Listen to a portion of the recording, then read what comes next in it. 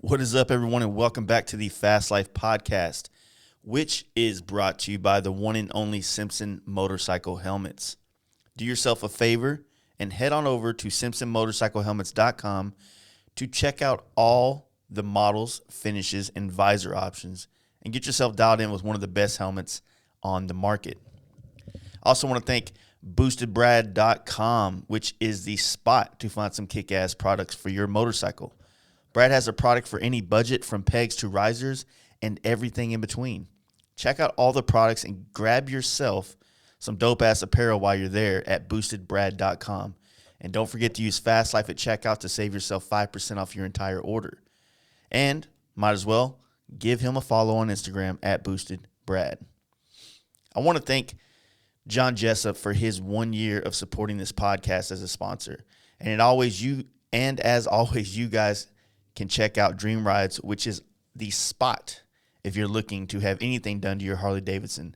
His shop in Stockton, California is a spot for in-house dyno tuning, parts, service, and bike sales.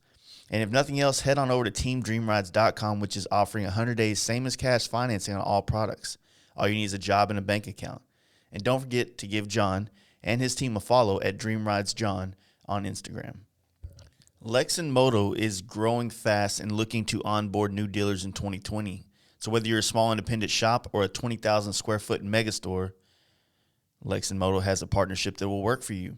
With awesome new gear and more on the way, Lexan offers very competitive dealer margins, fast shipping, and great customer service. Email them at sales@lexanmotorcycle.com and be sure to check them out on Facebook at Lexan Moto USA and Instagram at Lexan Moto. And don't forget to use offer code FASTLIFE at checkout to save yourself 15% off your entire order. Paint Huffer Metal Flake is killing the paint game with tons of great flakes, pearls, and other paint-related products. All you need to do is check out painthuffer.com to see the vast amount of color options and get yourself stocked up with tape and other items needed in the custom paint process. And don't forget to use FastLife12 at checkout to save yourself 10% off your entire order. And give them a follow on Instagram under Paint Huffer Metal Flake. If you guys are going to be in Daytona this year, stop by Destination Daytona and meet my guys over at Thunder Max. And let Jake or any other of the rad dudes there show you all the products they have to make your Harley-Davidson perform and ride amazingly, as well as their electric fans for the hot-ass touring M8 motors. To check out their ECM applications and many other products to give your Harley-Davidson some new life, head on over to shoptmax.com and follow Thundermax EFI on Instagram. I also want to thank the guys over at Big Bear Performance for supporting this podcast over the last year. Having front and rear Olin suspension dialed in by Kevin himself for my fat ass has made my experience on the road amazing. It really has, and I'm not even bullshitting. I love the suspension. Big Bear is the industry leader in Olin suspension sales, service, and tuning. Check out bigbearperformance.com, and you can always give Kevin a call and get the answers for your motorcycle's upgrades at 909-479-7788. And I also want to remind you guys, the Fast Life Campout 3 is going down Thursday, April 23rd through the 26th at the Kriver campground in Moyers, Oklahoma. Dude, just come out, ride. It's going to be a good time. The weather might suck, but it's not going to suck the whole time. You know, if you're up in the Northeast, you might be a little cold when you leave. You might hit a little rain patch, but that's the joy of riding bikes across country. And guess what? We're about to do a podcast with my friends that's been doing this camp out with us since day one, and it's going to be coming out next week. So stay tuned for that. It's going to be a great one. This podcast is with my dude, Adam. He runs Houston, or how do you say it? FXRs of Houston Instagram page. He's kind of involved with a lot of the guys down there, the Hellbent crew, and he's just an enthusiast that's got his hands in everything. And it's with Brian Vogel, who is the photographer, creator, curator, whatever you want to call it, of Gas Roots Magazine. We had a great time. We did this podcast live. It's on our website, which is fastlifegarage.com. You can check that video out. And obviously, this is the audio version where you can just check this out the way you've been listening to our podcast. Also, if you want to go check out our our website, you can see our Patreon there, and you can become a supporter there and help support this podcast with $1 a month or however much you feel comfortable with. Yeah, good times there. We're trying to push a lot more of our content onto our video content onto YouTube, but when we were doing this last podcast, we had a problem with YouTube servers or some shit, so more things I have to learn about. So we ended up having to do it on Facebook, which is not necessarily where I want to do all this stuff at, but we took the feed from Facebook and put it in our website, so you don't got to sift through all the Facebook bullshit to get to it. Just go to our website, go to the podcast page, click on this link for this podcast, and bam, there's the video. Good times. Anyway, not going to take up too much more of your time. Let's get into this with Brian and Adam from Houston. Sweet. Hey guys, you ready to let the dogs out? Fast Life Podcast. That'd be great. Like, I wonder if you could... Yeah, because you're already on. So should I put my shirt back on, or? No, it's not. It's not on. I've already restarted this program like twice trying to get this shit figured out. For YouTube? Yeah. Well, no, it's different with all this stuff. Like, if you're on your phone or some shit and you want to go live on those things, it's fine. But when you're trying to broadcast all these cameras and stuff into it, you have to go through, like, it's so much more data coming into the programs that you have to do all this fucking extra shit. Yeah, and you can't stream on multiple platforms at the same time. No, yeah. Heaven forbid. You either YouTube or you Facebook. You can't do both. You can always do Twitch. Yeah. Who the fuck has a Twitch account? I do. Because you're a video gamer. Yeah. Which I am too. But I just got into streaming games like last 2 weeks ago, maybe. You're a shooter though. Me and Jason are on the same page. It's all about The Witcher. Like, yeah, I'm all about like games that you play, like you role play basically. Mm-hmm. I can dig those, but the game I play now is the only game that's really captured me this long. What is it? Rainbow Six Siege. Dun, dun. I've been playing it since the hurricane. Like, I bought it during the hurricane. Which hurricane? The one that really fucked you guys? Harvey, yeah. Because I was stuck in my apartment for fucking days. Yeah. I went down there for that. Yeah? Yeah, we went down there with my buddy's boat. We had a big-ass diesel. We drove down there. Down the highway. It was like this deep in water. Mm-hmm. I had a big lifted diesel. We were just sitting there and we were watching the news. It was like on day 2 or 3 of it. And we were just sitting there chilling, and it was like, okay. I was like, damn, look at Houston, they're getting pounded. And then it was like, they're expecting 3 more days at least of this. And I was like, dang. I was like, they're already rescuing people off their roofs. Oh, yeah. I was like, man, they need help down there. And my buddy else was like, we should take my boat down there. And I was like, let's fucking do it. Dude, I was stuck for 10 days. I couldn't go home because I'm the first responder down in Greater Houston. So they wouldn't let us fucking go. We were on 12-hour rotations. I was doing 12-hour nights, and you weren't allowed to leave. Yeah, and there's we were so trying much to go shit. all the way down towards the coast, but we just barely made it into Houston. All right, we're live on Facebook. Nice. All right. Hello, Internet. Get in the comments. Get in the comments. Starting fresh. All right, fuck it. Oh, God damn it. Can you say fuck it on Facebook? Yeah, they don't care. As long as you don't talk. We'll find out. As long as you don't, like, you can post, like, photos of people getting murdered and, like, animal abuse, as long as you don't talk about politics. Well, no, I feel like that's what they want you to talk about is politics on there. Dude, I don't know. Facebook sucks. You hear me, Facebook? Get in the comments. How we got Facebook but not YouTube? Like, I thought they were the same. Facebook, YouTube, and Instagram were all the same thing. No, Facebook and Instagram. YouTube like and Google own each other, or Google owns YouTube. Yeah, This over here. just keep this. There we go. Oh, Yeah, Yeah. talking the fucking microphone. Just take it with you. man. This is gonna be a tough one. You can like maneuver it so it's like you're. No, not like that. It's not a dick. You don't like fucking jerk it, dude. Yeah. You grab it with both arms. Yeah. Oh, I got a Snapchat. I got one bar too. I don't know. I don't think your I'm idea kidding. of putting it next to the thing you have Nobody to likes do me. with it. I don't get Snapchats. Let me open this over here so you don't hear it. Well, anyway, guys, I appreciate you coming up here from Houston. Oh yeah, man. Thanks That's for good. having us come out. And, Thanks for rescheduling. My fucking Well, I was the first one that had to reset. That's what he Yeah, said. that He's was like, him. he'll be fine. He rescheduled once. Yeah. Yeah. So now we're even. Yeah, like you guys text me. I'm like sitting in Phoenix. I'm like, fuck. Tonight? So Adam, I was talking to Adam. He's like, hey, did you talk to Jace? Because Adam knew I was moving and stressed the fuck out. I was like, yeah, I called and left him a voicemail. And then like I saw your story where you were like, hey, I'm going live with them tonight. I was like, God damn it, I don't think I got the voicemail. Adam goes, Who checks their voicemail? Yeah, nobody checks their fucking voicemail. I was like, I don't even answer my phone. yeah, dude. I was like, business people check their voicemail. He's like, no. think about what you're saying. I took a screenshot of my phone and put an arrow next to my voicemails, which are 38 voicemails that are left unchecked. So and I sent that to him, and I was like, no one checks their voicemail. I was going to send you one back and show you all my voicemails were listened to. Yeah. But I had 14 of them. Whatever. It was a thing. I don't listen to mine either, apparently.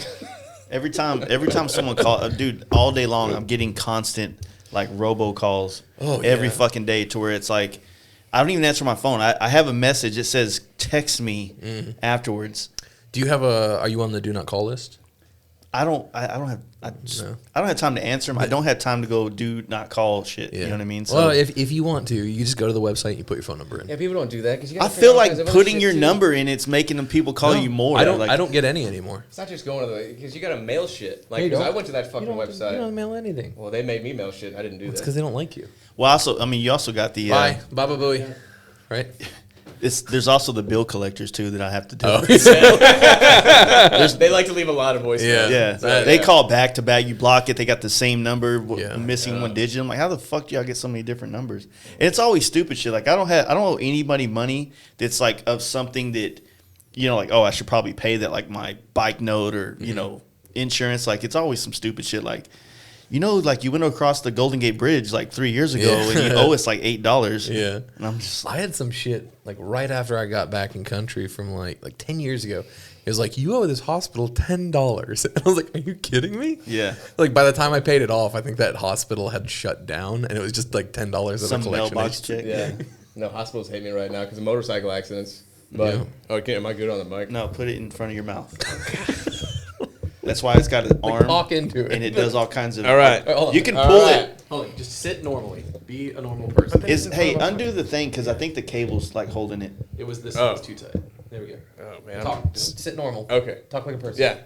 Well, because of all my motorcycle accidents. There you And so I found out that so for your medical bills and everything, you don't have to have set up minimum payments or whatever. And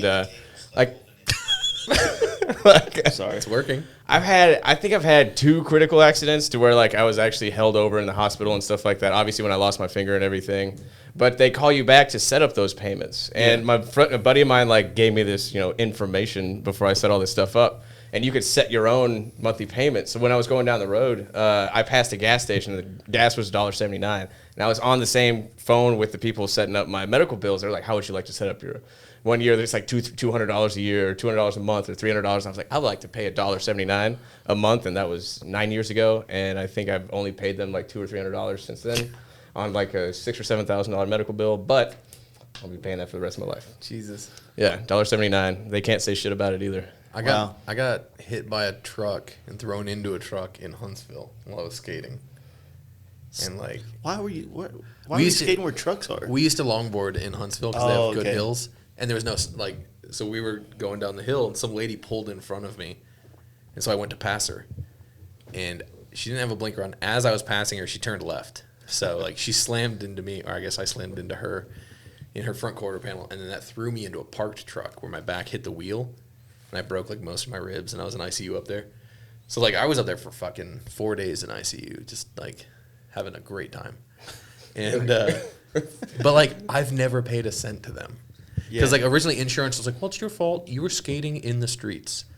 Yeah, and I was like, you got car insurance on your longboard? well, I was like, what are you talking about? There's no sidewalks. Where the fuck else am I supposed to skate? And they're like, well, it's your fault. And I was like, all right, fuck off. Come find me.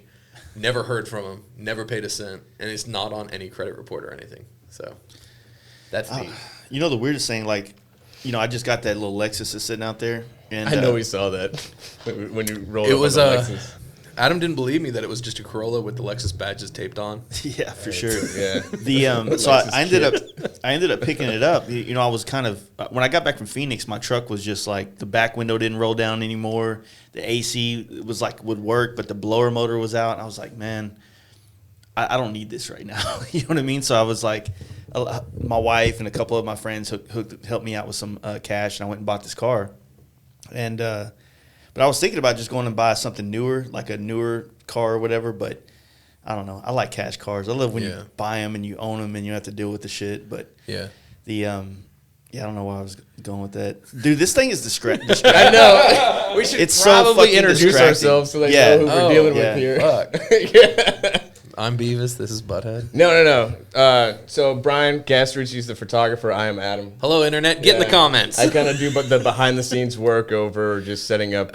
You seem like you're behind the scenes of everything in Houston. I try. No, I'm very helpful when it comes to everything. He's yeah. all over the fucking place, and if he's Yeah. not busy, he's a pain in the ass. Oh, so. very much so. So your hobby is everybody else's job. I guess when you he's- put it like that, it sounds kind of bad though. He's got to remind me to ask him for help because I'm really bad about that. I'm like, I can do everything. Everything's fine. And he's like, I need something to do. Tell me to fucking do something. So like, Well, I mean, it's pretty cool. Like the whole scene of Houston seems like, and of course this is a Dallas perspective, not Yeah. really knowing much of how things work down there. But it seemed like once, Hellbent kind of went into the actual brick and mortar location that y'all that they're in now, and then when the the Houston Dyna Crew kind of formed, and then with what you've been doing, Yeah. it's like all of a sudden, like y'all have these bike nights, and y'all seem to have this whole scene going on now. Yeah. It seems like it's more unified than before, where it was just kind of more cliques, like a couple different groups of people that were riding together. It seemed to work out pretty well. A lot of people, because there's always been that interest. There's bikes have always been real like,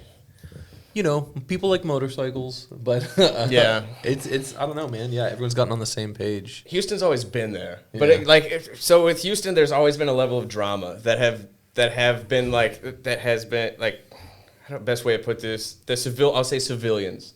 So that have pushed them away from the motorcycle community in Houston. Yeah. And then now you finally put individuals with the Dyna Crew and with Hellbent, with Eddie and everybody, with us, Zombie, you're finally putting individuals with the mindset that to kind of organize these and take this opening that you have in Houston and give them the opportunities for these people to come out.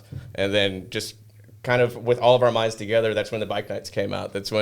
So we set it up for the first Wednesday and the second Wednesday. So first Wednesday is Hellbent, the second Wednesday is going to be the Dyna Crew. With FXRs of HTX, I mean, that's more, we're kind of working directly with the Dyna Crews to get everything set. We had Sunday rides. We had that going on for a little bit. Temporary suspension, which we can get into later for the Sunday rides. But that popped off to where we started out with 20 riders, 25 riders. And then for Super Bowl Sunday, we had 43, 44 riders. And so, I mean, overall, Houston, just the right minds got together, and then they started pushing it, and then... y'all got a lot of good people down there, y'all, yourselves. And then, I don't think I've met anybody from the Dyna Crew scene, but, Zombie's a great friend and someone, I hold dear to myself, as a friend and whatnot. So he's always got his, his ideas and his hands in something working out shit, so... I don't know, man. There's a lot of cats on there I know. I just recently started really noticing just how like y'all have shit. Things are happening, right? Yes. It seemed like Austin had it for a while, but not trying to talk shit or anything, but it seems like it dissolved, and now it's more like cats out of San Antonio and Houston, and then I don't know what's going on in Dallas. I'll be honest with you. Yeah. I don't even know. I mean, you guys got fucking Strokers is always a fucking place. Yeah, but that's it. Like. I guess, okay, so for instance, this weekend, I've been on the road pretty much this whole year. Went to Cali, came back, and then had a week in Phoenix about 2 weeks ago. And then now I got so much work that I'm making up from building this room and everything, so I have to work. Well, Saturday was fucking 70 degrees here. I haven't ridden my bike but maybe 5 times this year. So I fucking was like, fuck this, I'm going to ride. And I enjoy being on the bike, man, but there was nowhere to go. There was nothing to do. I went to Strokers at 11:30, 12 p.m. Is fucking the same, Hog Chapter guys and Hell Yeah Brother, Hell and Back shirts, and I just don't really. There's So the vibe isn't there's there. nothing wrong with Yeah. those guys. I don't fucking want to, him to tell me about, his shit. His You know what I mean? custom Softail. And then there was a dealership party. So we rode from there to the dealership party, sat in traffic the entire way. And it's like, I don't really do good sitting in traffic. So I ride recklessly when there is traffic because I start lane splitting and going crazy. And it's, Texans are pretty serious about their spot in traffic. You know what I mean? And so, and then from there, it's like, it wasn't a bad day, but it wasn't like something I was like, fuck, I can't wait to go ride today. So when people ask me all the time, like, well, what kind of riding do you like to do? I don't, that shit does nothing for me. Now, saying, hey, I'm going to go ride down to Houston for the night and do the same shit in Houston but not come home, completely different situation for me. Yeah. Completely different. You know what I mean? So I don't know. I have struggled to enjoy riding bikes around Dallas. There's just nothing to do, you know? And I'm trying not to go get fucked up drinking everywhere.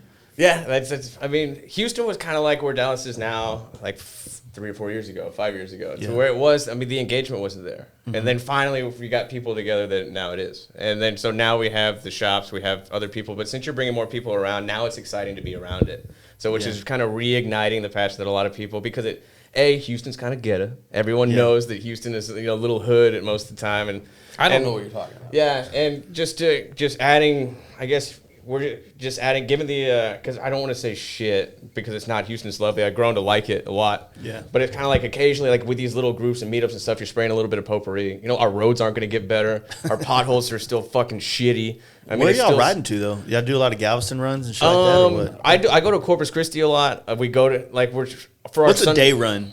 I would say the Conroe Forest area is a good one. Yeah, or like Huntsville. out west. You kind of head west, then south, and then north, all around, like around I-10. There's some decent back roads out there, and like I mean, that's it. Huntsville, if you want to go ride, Huntsville is where Forest most area. people go. I haven't really ridden up through the little forest area between Huntsville and Lufkin and all that shit. anywhere around like Lake Livingston is a fucking blast because it's hilly, it's curvy, it's nothing like that's gonna fucking pucker you. Yeah. But like it's fun. Like you get a nice sunny day, head out there in the morning, grab some lunch up there in like Cold Spring.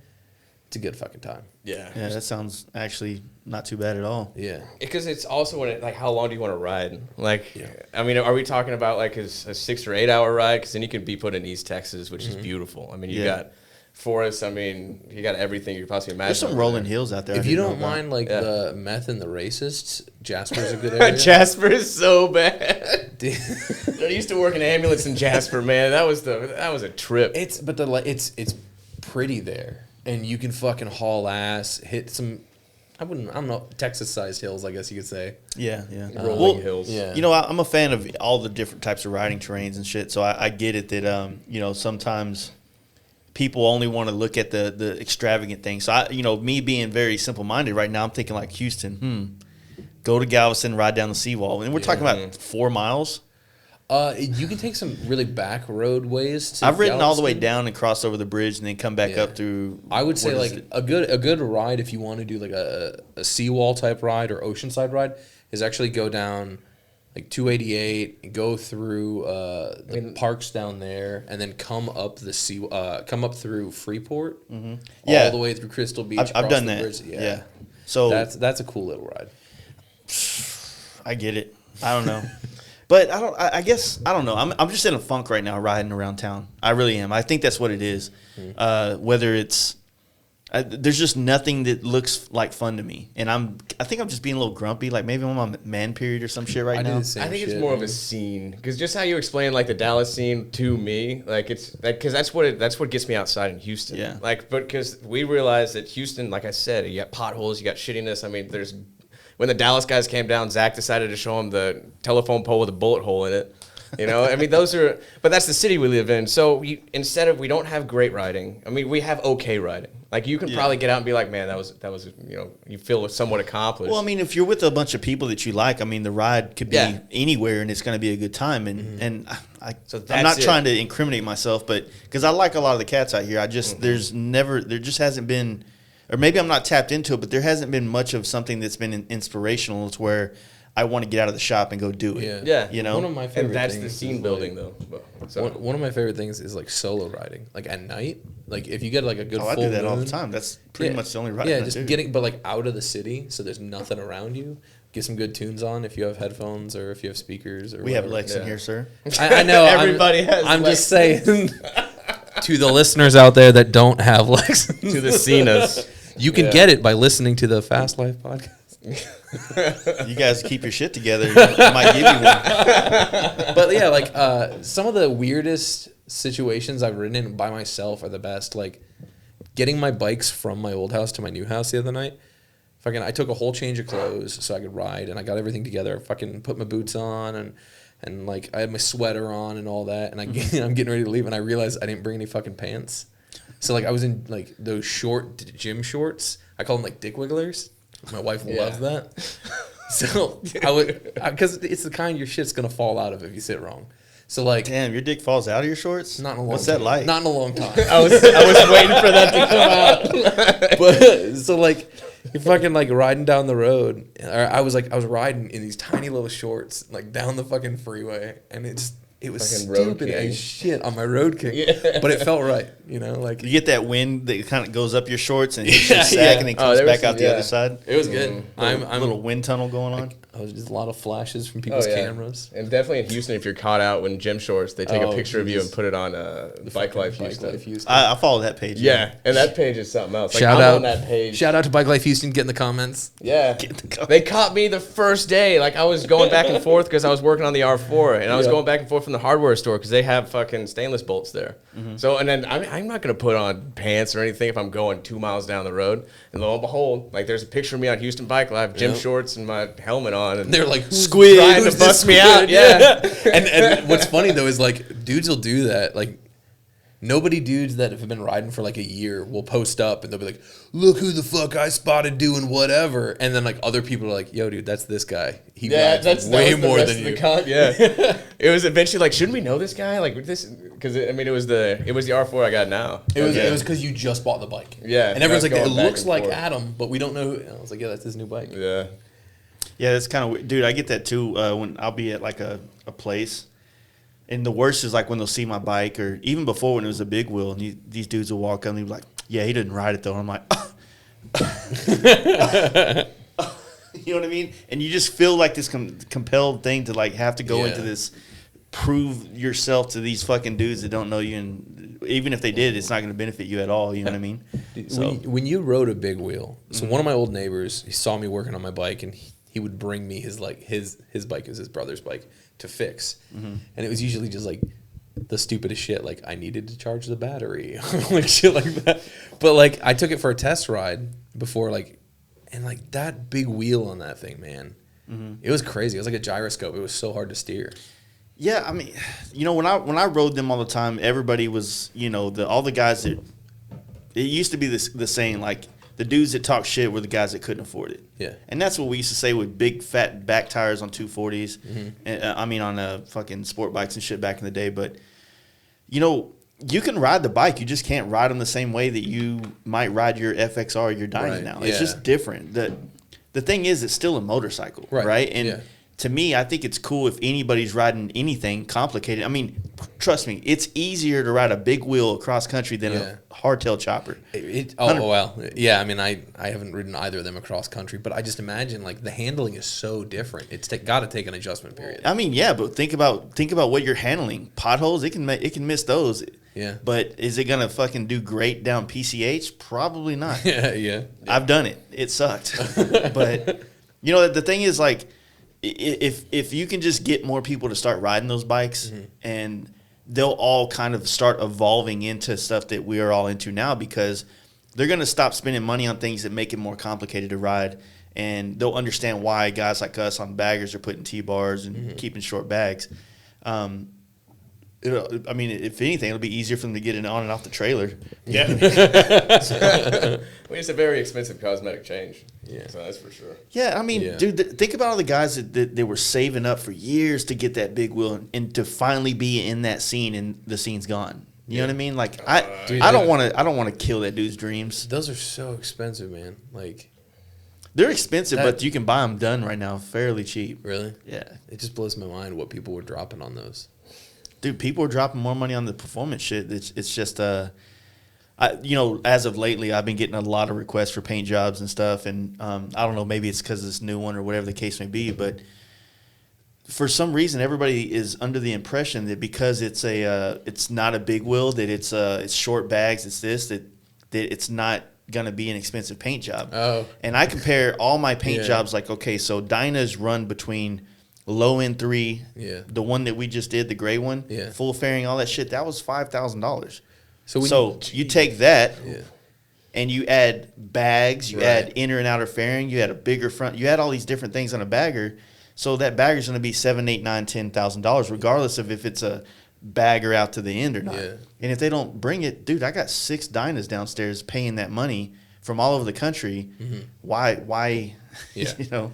So when you're pricing your packages, I'm always curious how people like do business and stuff. When you're pricing them, so in my mind, the ways you would price them is for one, surface area, but then also difficulty of pulling things Handling. apart. Yeah. Well, it's not. We don't really take a lot of stuff apart these days, but handling a part. So like doing an FXRT fairing is so much more complicated than doing a regular inner and outer fairing, because you have on the FXRT fairing you have them put together. So when you're painting on the outside, that means that the painted inside is laying on something. Oh yeah. Right. So you have a potential to scratch it, move the paint around, all kinds of different things. So like I got big ass pieces of foam. It's kind of hard to work on it. Yeah. And then when you clear coat it, it's so much more complicated to clear coat the inside and outside of something and make it all nice and clean versus if you just do the outside of this. Do you have to clear coat them all at the same time, like Yep. inside and outside? Fuck that. I mean, you could tape it off, but dude, fuck that. To make it right. Yeah. Yeah, I don't know. I mean, someone else's right might be different, but to me, it just seems more. It seems easier to clear coat the entire piece at once, and then you got to think like that gray fairing was clear coated 4 times, so it's 2-3 hours to sand that fairing down correctly each time. Yeah. It's a nightmare. Yeah. And so everybody, and then and then everybody's. And that's the biggest wake up call for a lot of the guys in the dyno world is they're buying these fairings, and there's guys out there that paint them cheap. Don't get me wrong. Yeah. I'm not. Yeah. You know what I mean? Why would I pay thousands of dollars when I can get $40 of spray paint at Home Depot? Well, that's what most people are doing. But this is kind of me talking a little bit of shit. But most of the dynos that we do are for people that are in Cali or the Northeast, a little bit more. Higher cost of living areas, right? But I don't think that these guys have more money than people here. I think that the bike life for them is much more ingrained. So them spending $4,500 on a dyno paint job, it's so much more important to them than it is here, because maybe a handful of people here are only into the bike whenever the weather's right. Yeah. Yeah. And so there's like this weird thing that I feel like I've been able, through using social media, to tap into people that are willing to pay the money, that are giving me the freedom to explore my abilities and style and grow. And dude, my customers are the best, dude. Dude. They all become great friends, Yeah, that's good. So I don't know. I mean, it's just a different perspective. I feel like more people, the people that are really, really into this shit, $4,500, $5,000, whatever it is, on a paint job on a dyno, is. You're like, fuck yeah, dude. Here's my tax return. You know what I mean? Yeah. Like, they don't give a shit. Yeah. But like what you got, you're building an atmosphere around your paint jobs. And like kind of what we were talking about, how Houston is kind of kicking it right now. It's just we stop focusing. Well, we do focus on the riding aspect of it. We have our Sunday rides, that's literally one of the most complicated things we're working on right now. But we're building an atmosphere for the people. But we have specific, like, we talked about it before. We don't do fucking clicks. If you come in here thinking you're all high and mighty, like, we'll knock you down a couple notches. Because everybody's out here to meet other people. Like, it's already working. We're already seeing people engage on social media together, and like you can see the community building. But the biggest thing we're trying to cut is like if you come over, like people are gonna have their groups obviously that they feel comfortable better with more people. Yeah, but we're not gonna make it. We're listening. We're not gonna make it to where there are clicks. We're making it like if I see someone that I don't know or any of the other guys that are like with the Dyna Crews or anything, and we make engagements with them, try and make them feel comfortable. Obviously, we can't give them all of our time, but we're breaking that wall with them to where they're at least, okay, so they met that person, and they move on to the next one. But you're breaking the click to where you're building them an atmosphere they feel comfortable in, and then they'll come to the next bike night, and we have giveaways that we do to, bring people through traffic and all that good jazz. Yeah. So, I mean, especially like with Grassroots. Here's a treat to come ride your bike. Yeah, but also it justifies like, hey, because people got to come from Greater Houston. It sucks riding from Greater Houston. I mean, if you're coming from Cypress or anything. I don't know, man. A lot of people bitch about like having to go across Houston, but also people aren't lane splitting and stuff like we are. Like if you ride there's not a lot of aggressive riders, and that's something especially with the experience we've been putting in with all this stuff. We've been going with more of the community. Like people don't ride like us. Like when I'm trying to do these Sunday rides, like that's what would scare me about going on rides with. Yeah, and unfortunately, one of them almost killed me. It's like someone could get hurt. Yeah, it's someone. The first time, so when we started doing our little in here, okay, so 2017, I did our first New Year's ride, and that was kind of like the beginning of our little anniversary because we started the Fast Life in 15 on January. So we did it, and we went from Anvil in Deep Ellum to Chopper Supply in Fort Worth. Mm-hmm. Never wanted to do another ride with all these kids on Dynas again the rest of my life. It's just they're you know, you got to understand that not all of them, but a lot of them didn't really ride much bikes before they got into Dynas, right? Dynas, some of them was their first bike. They hadn't really rode in groups before. But everybody's out there trying to fucking, you know, go for it, right? So there's like just Dynas all over the fucking highway and cars, and at this time nobody's really wheeling them and shit, but everybody's trying to get down to first gear on the highway to do it. I'm like, yo, like this isn't the kind of riding that I like to do, you know. Especially, I was on probation, all this other shit. Like I'm trying to draw more attention to the whole situation, you know what I mean? But yeah, the riding thing, like that's one of the things with our bike nights that were not ours, but like the bike nights that we used to try to help promote or whatever. It's like, look, just come here and meet people, man. If everybody wants to create things on the weekend to do something, that's cool. But we're trying to give you a hub to meet people and make friends. And we all, you know, it went well. You know, we haven't really. I don't know what's going on with the bike nights that we do up here. Like I said, it's just a weird mix of like not knowing what the fuck's going on right now. So, but y'all are killing it. Are you talking about the T-bar ones? Yeah, I mean that one. You know, I guess I don't really know much about the DFW Dyna Crew one. I don't know what they got going on. I don't know. Like I said, I've kind of just retracted into my own little bubble here at the shop and tried to just work on getting things done. This podcast shit, you know what I mean? Like trying to get these things rolling. Yeah. And trying to do this other video shit, which God damn. Dude, you're doing good though. Like, cause I see so many people do stuff like this, and like I feel like you're doing it right. Like you're taking the steps to make sure that the production value is there, and like you give a shit about how it's perceived. When so many other people are chasing something totally different. A lot of people just want to get themselves out there. Whereas like just like with your paint, I can tell you want to put out like a good product for people. Yeah. And like, you know, you're doing research on what cameras to buy and how to set things up. The fact you've got these fucking rim lights is, like I said earlier before we started, it sets up an ambiance too. It's fantastic. It shows that like level of detail that you care about. And like this room, I don't know, dude. It's fucking it's your awesome. passion to succeed. It's so cool, man, to see like. Yeah, well, I mean, I don't like half-ass anything I do except maybe like, you know, certain things in my life, but not, you know what I mean? Like when someone's going to sit here and listen to you, it's like you want to be good. And I'm not. I'm really like, I listen to certain people's podcasts that I'm like, fuck, man, that dude can words flow out of his mouth so crisply. See, you had a good word earlier.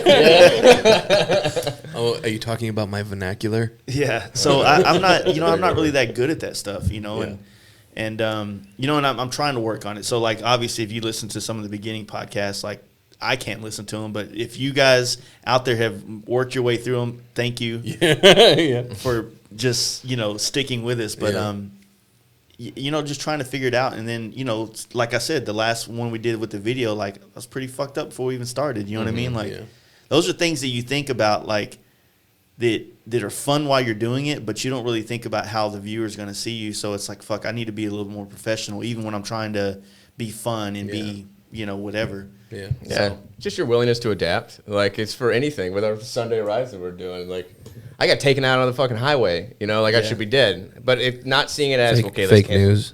Let's cancel this, whatever. Happen. You're adapting to, okay, now we need to pay more attention to now because like my first couple of rides that I was planning, I was self-conscious about it because I'm like, well, it's only a couple hours. But also I'm used to putting down, you know, 300 or 400 miles on the road and just, that's what I normally do. But I disappear. I'm a solo rider. Like I don't ride with, I mean, I'm fine with riding with groups, everything, but typically like 70% of it's solo miles that I put down. So, but I don't know, like I kind of got disconnected from your normal rider, what they see as, you know, man, that was a trip, you know, man, that was a lot of riding we put in. And just being involved with the people with the Sunday rides and how helpful they've been, just listening to them, it kind of it humbles your perspective to where you're like, oh, so this is where it's at. Like this is like keeping it at 150 to 200 miles to where it's 2 to 3 hours or whatever. It's like our first hoop, but obviously we hit a lot more other hoops that we now, but it's all information that is supplied to us. Now we can build a plan and adapt to it and then have a safer, obviously. It sucks that you had to be the one to that it had to be me, but like I came out way better than the other guy did. I feel like the fact that it was you is a good selling point because, like, let's say that happened to some. He's like a martyr now. Yeah, like let's say that happened to some fucking suburban Tom that comes out. Is that a racist thing? It felt really racist to say. Well, it's kind of racist It's now. close. I know. Yeah, I think if I you feel mention like it. that's way too close Brought to something that crackers on here and exists. shit. Oh. Anyway, some Midwestern house dad. I don't know how to say it. So But anyway, so That like, sounds racist too. so some guy comes out and he's like, "Oh my God, honey, I went on my first Sunday ride," and gets taken out. He's not gonna go back. But the fact that like you got taken out and it's on video and you stood up in the middle of the fucking freeway and is like, yeah. "I'm all right," I think that's a good selling point because it's like maybe I don't. What are you selling? I know. I don't want to Okay. say that going down on the freeway is not that bad, but what? Yeah. But like, it shows a modicum of control. Like, Whoa, that was a big one. he uses big sorry. words. What does that mean? Sorry, a little bit of control. Yeah. So like, I don't know. It feels there's a bit of authority there to the fact that you could be like, yes, this happened, but we're handling it. Everything's okay. It's not a big deal. Everybody's fine. We're gonna move forward. Oh yes. So yeah. So so Cody and Don, they run the Dyna crew and everything. And what he's mentioning is like that we didn't cancel a ride. Like Don for some reason was on a tri-glide because his bike's down. So neither here nor there. So he was with me on the back, and they So were. it has 3 wheels. Yes. So, but he's got a Softail he's doing all kinds of stuff with. And Okay. so Mancuso Central, which is our Central Harley Davidson, basically lent him out a tri-glide to go all on they our had. Sunday rides. Lend him Yeah. a tri-glide to try. A trike Harley Davidson. I was trying to make a trike. pun. It was Yeah. really bad. And but Might as well just Ubered. what he mentioned was we didn't see it as like everything like it's all no, it's like keep the ride going. You know, the other we can't cause another panic with the other people since we do have riders down. The other guy did break his heel and his ankle, so it was like a situation. Damn. So, but I think he's detaching away from being like, okay, we'll keep this going, and then we'll kind of be more conscious over not letting it pollute or talk like the whole entire aspect of the Sunday rides. So, not Yeah. saying like because there has You been wanna a kill the past- vibe? Yeah, Dude, I mean, worst thing. So, did you hear about the dude Blake that went down in our campout Yeah. last year?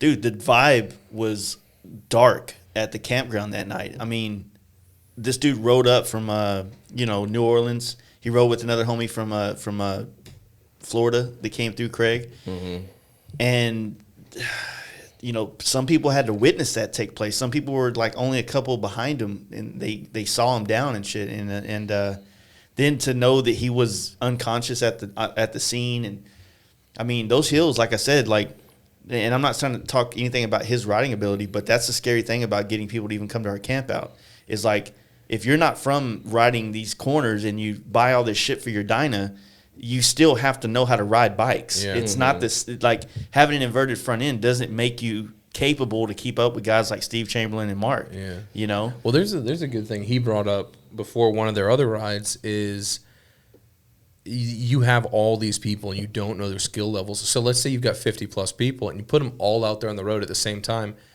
That could be potential for an issue. So he hit me up. He was like, "Hey, can you help out? We want to like have different groups. Basically, like you have different chalks of riders going. That's how we do it. Yeah, and I think that's like a really smart way to handle large groups until, or you could even do it. I think this idea was tossed around. I don't know if it's going to happen, but like you could have like proven riders in one group and like newer guys in other groups, so that way you can kind of keep an eye on who's where. And almost a tiered group system. check out the Patreon. Get in the comments. That seems like a lot of work. It is. Yeah. But it's a lot of work, but it's not. Like it's if you're willing to do it. I Okay, guess. so I mean, not to be pessimistic, Jace over here, Oh, yeah, go. but like at some point, I had all the enthusiasm in the world for all this same type of stuff, but it just chipped away over time to where I just don't give a fuck anymore. You know what I mean? Not that I don't give a fuck. I just,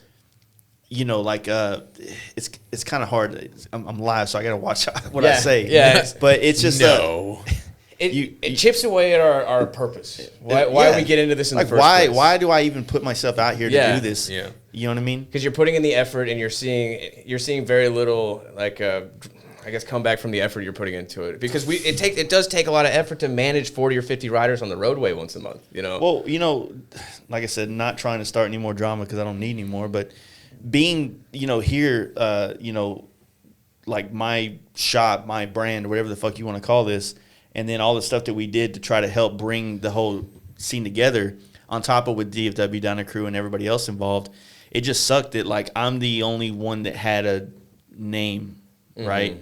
And so when everything got funneled into Jace, it's Jace's fault. And then of course with the podcast, you know, I get drunk and I get mouthy. Yeah. But it just sucks that like I was the one that had to take all the fucking heat from it.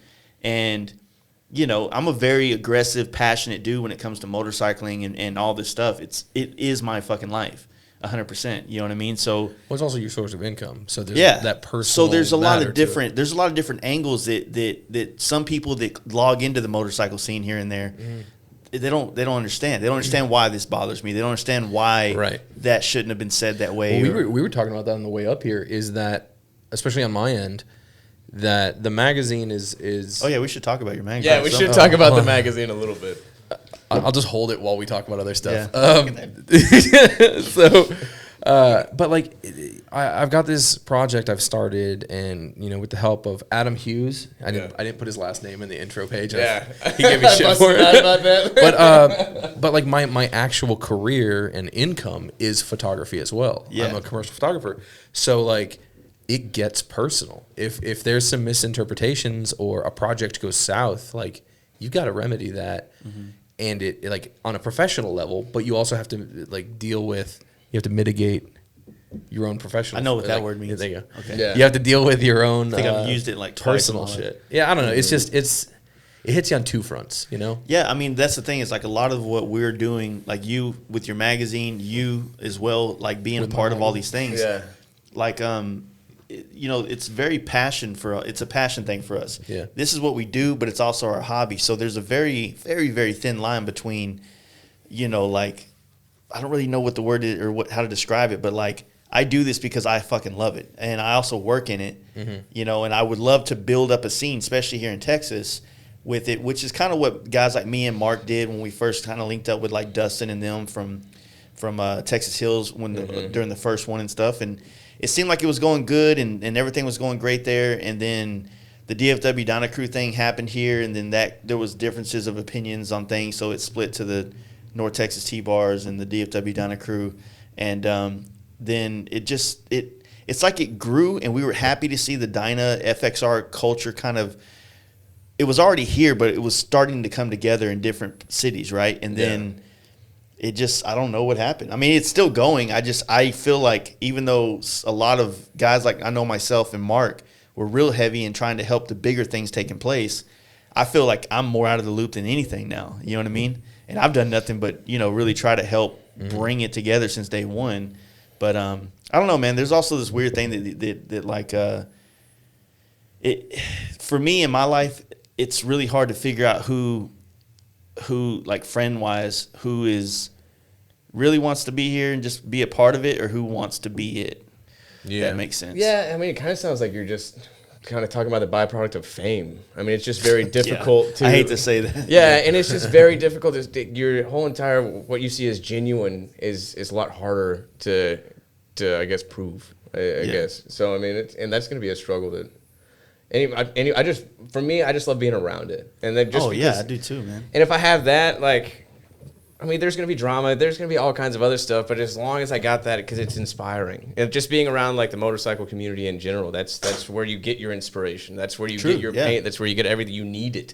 I need it. I don't function. All my bikes are down right now, and I can't you can definitely. I'm yelling at people driving my stupid truck, like going down the highway. I decided to quit smoking too this month. Like everything is coming together to where my normal, just to get rid of it would be just a fucking deuce. Like 4 days out of the month, I'm gone. I mean, Brian sees it every single month. I'm either in Corpus or I fucking, I got that 4 day to where I peace out. And then do I feel like going to fucking San Antonio? I'll do that. I got to. Sometimes they'll hit me up like the day before. He's like, "Hey man, I'm going to ride to Corpus for a couple days. You want to go?" And I'm like, "Yeah, but fuck you. I can't go. I've got shit to do. Yeah. I got work. I got a fucking photo shoot." So that's my fucking reset, Everyone's got a bullshit bucket, whether you like it or not. Nobody's perfect. And, and like I recognize mine. Mine's pretty fucking big. So, but when it gets full, I have to jet. I have to get the fuck out. Like I have to get on the bike, and especially on that with the R4 down, like I'm making like I have to make mental, like, okay, I don't have what I normally have to deal with this shit. So it's adding to more complications, but it's just, I got 5 more weeks and then the bitch is back up on the road. So then I'm good to go. It's definitely complicated, but yeah, I hate saying that word fame because I don't really look at it that way. It's weird when you go, like for me, when I'm out of town, when I'm at Born Free or I'm in, Phoenix, all these places, like the level of respect everybody kind of has for me, and I guess maybe because they haven't seen my bullshit yet or something. But it's more welcoming. It's like, fuck, man, like this place, like it's really hard to be the guy that like what you're doing. It's hard to have that kind of enthusiasm when you feel like you're putting out fires you didn't even start. You know what I mean? Mm-hmm. Like, yeah. Like I didn't come here like this. This is, I don't want to go ride bikes in Dallas and have drama. Like this is supposed to be my release too, to get out of the drama I deal with at work. Like I don't want to come here and then there's drama because this dude, I didn't say something to him when he said hi, or I didn't repost this fucking Instagram thing. I don't fucking know what people get pissed off for these days. It's kind of difficult to understand. There's a lot of stuff with that just I don't get. It all revolves around egos.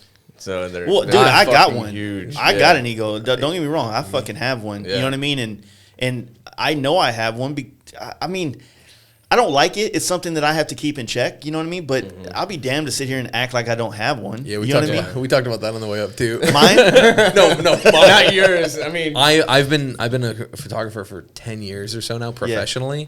So like I have an ego about my work and my work ethic with that. Yeah. But he was telling me, and he's kind of helping me keep in check with like, that's cool for my main job, but when it comes to the magazine, I've got to remember I'm brand new with this. So like that ego can't flow over because I need to prove myself here, as well as how I've proven myself there. And like we also talked about, like I like that quote, I don't remember who said it, but like time is the great decider. If I'm bullshit, like this isn't going to last. But if I put the same effort and like how I feel my passion and my work ethic into the magazine the same way I do my actual work, like, it'll be just fine. Well, that exact same statement is exactly what I'm doing here. Like, I don't know how to do this shit. I don't. Like, you see, we're supposed to be on YouTube right now. Hello, Facebook. So, I'm learning how to do this. Get in the comments. But to me, I feel like I owe it once I decided to do a podcast and a sponsor decided to give me a few dollars and people decided to be on Patreon. Now I work for those people. This podcast is me working for those people that support it. Yeah. So trying to up the game with the video, trying to keep the mics, building this room, making it such a huge part of the daily grind in the shop. You know what I mean? Did it pay for itself? No, but right. I have high hopes, and I feel like the direction it's going, that if I don't up the level now, then other people will catch up, and that might be I'm a very competitive person. Like even though like I'm very stoked that so many people are doing podcasts, it makes me want to go harder. Yeah, you know what I mean? And that's fantastic. I mean, like competition breeds industry. Yeah, for sure. And so like, I don't know. I just similar to what we talked about when we first met at the bike night, the T-Bar Tuesday. Oh, that was a good while night. Back. That was a good night. Yeah, that was a long night. But like, you are you have a very similar background to me in that fact that you've started your own business in the motorcycle industry and you run your own business, and I also run an arts business, and which I will say so much harder than they make it look when you start. It's like, oh yeah, I just gotta like take pictures, or I just gotta paint. It's like, fuck no, there's so much more to it. Yeah. But like, you've got that background and the passion to it and the work ethic to make it work. And like, I don't know. I just think that's fantastic. Well, especially with the magazine. I mean, because the magazine originally, obviously, there's an opening in the motorcycle community to push out a magazine right now. Yeah. And so originally with the magazine, like me and Brian were just tossing stuff off. He was asking me who has some bikes, who has this, and that's. Yeah, I remember you hit me up, and I think I told you guys about FXR Mike. Yeah. And but it started like, it wasn't even for this. This wasn't even the idea at the time. It was, I was shooting content to submit to other magazines. Like, for example, Tim's magazine, Stag. Yeah. I love his work. Yeah. And like, it's phenomenal. It is huge inspiration in how I've composed a lot of this. And I've told him that because I was like, hey, I don't want you to think I'm trying to rip you off in any way. I think your shit's fantastic. I'm trying to do something similar but different. Yeah. And so I was shooting stuff that I could send to him, or I could send to Dice or whoever, and hope that it gets published. Because as a photographer in the industry, getting published is awesome. Yeah, it's got to mean something. Yeah, You know? it's not as much as it used to now that like everybody online. Well, I would think, you know, a yes physical and no. publication is better, but publication these days has changed terms. Like Yeah. all the digital magazines and shit, like have ruined Okay, it. so you know, I'm glad. So Tim O'Keefe is like my spirit photographer. I So he listened, actually- I listened to you guys, and I felt so bad. I was like, Dude. I'm not that artsy. I can't hold Nah, up to dude, that. It's crazy because like you know, I was remembering that podcast because my wife just did a photo shoot with him too, Yeah. and I was remembering that podcast, and dude, that was like a few days after my grandfather passed. Oh, So I was in a weird like Yeah. questioning everything kind of place. You know We're what in I'm an saying? existential crisis. Yeah, well, you know, so a big big words. factor, and I don't know if I really said the right words in the podcast, but when I was going back and trying to find pictures of my grandfather, there's tons of them with everybody in the family, right? The last time I took a picture next to him was when I was in, like this, I was in an all Dickies, white Dickie pants, white shirt, and I had hair, and I looked like, you know, somebody from 90210. Yeah. It was like 94. You rock that shit. Good Yeah. for you. You know, and it put me in this weird place where I was quite like this social media thing and shit, which is like we need it, but I hate it, but we need it. Yeah. But you know what I mean? Yeah. And then I started thinking about a picture, man. Like it's got to mean something to have your picture taken by somebody from a photographer. You know, so I started reaching out to the photographers I knew, and like when I was going to Sturgis and Tim, and I was like, man, like I want a picture. Like I want to physically have friends or photographers I've worked with in my career take a photo of me, my bike, or something. You know what I mean? Yeah. Just like a fucking picture, not just a bunch of shit on my phone Yeah. that I can swipe and then post it, you know, for, hey, Throwback Thursday. Right. Like I want a picture that when you come in here, it's on the wall. And you're like, yeah, man, that's fucking homeboy right there. I turn the camera and show it and stuff. It's got to mean something. I think that at the same time, like, we all have lost that what does it mean to have a picture? What does it mean to have your picture done? Yeah. You know what I mean? Well, like for me, man, like I liked photography as a kid. I mean, for two reasons. Like, obviously, as a young boy, you're like, I get to see naked girls every day, which is not true. You've Yeah. learned that pretty fucking quick. But Yeah, like, but if you get boners, you'll get. It's not going to work out too well. no, but like, so I thought you were a professional. I am. Don't mind the penis. Yeah. So So, like, OBGYN's really regretting his decision now. yeah. The biggest thing though, like for me, photography was magic, like literal magic. I had a little fucking shitty point and click and you know, you'd put a roll of film in it and you'd wind it and you'd take pictures, you'd run around and like, oh, that's a cool flower. Oh, look at that fucking dog, you know, and shit like that, or like your friends or whatever. You didn't fucking care. You didn't know what you were taking pictures of. You're like, that looks cool. I want to capture it. And then you fucking go to Target or Walgreens and you drop it off. And then a week later, you've got photos, physical, tangible photos. And you flip through them and you're like, oh, I don't remember taking that. That's cool. Oh, I do remember this. And it was literally magic. So for me, that's what got me into photography. And just over the years, like I developed it. And I started taking pictures of my buddies and I skating. I started taking pictures of like art and shit like that. Yeah. Or like landscapes and flowers and things. It wasn't until I was already a couple of years into photography that I was like, oh, I should take pictures of pretty girls too. I completely forgot about that aspect of being like a stupid boy. But like, So you hit puberty late? yeah, I didn't hit puberty till like 07.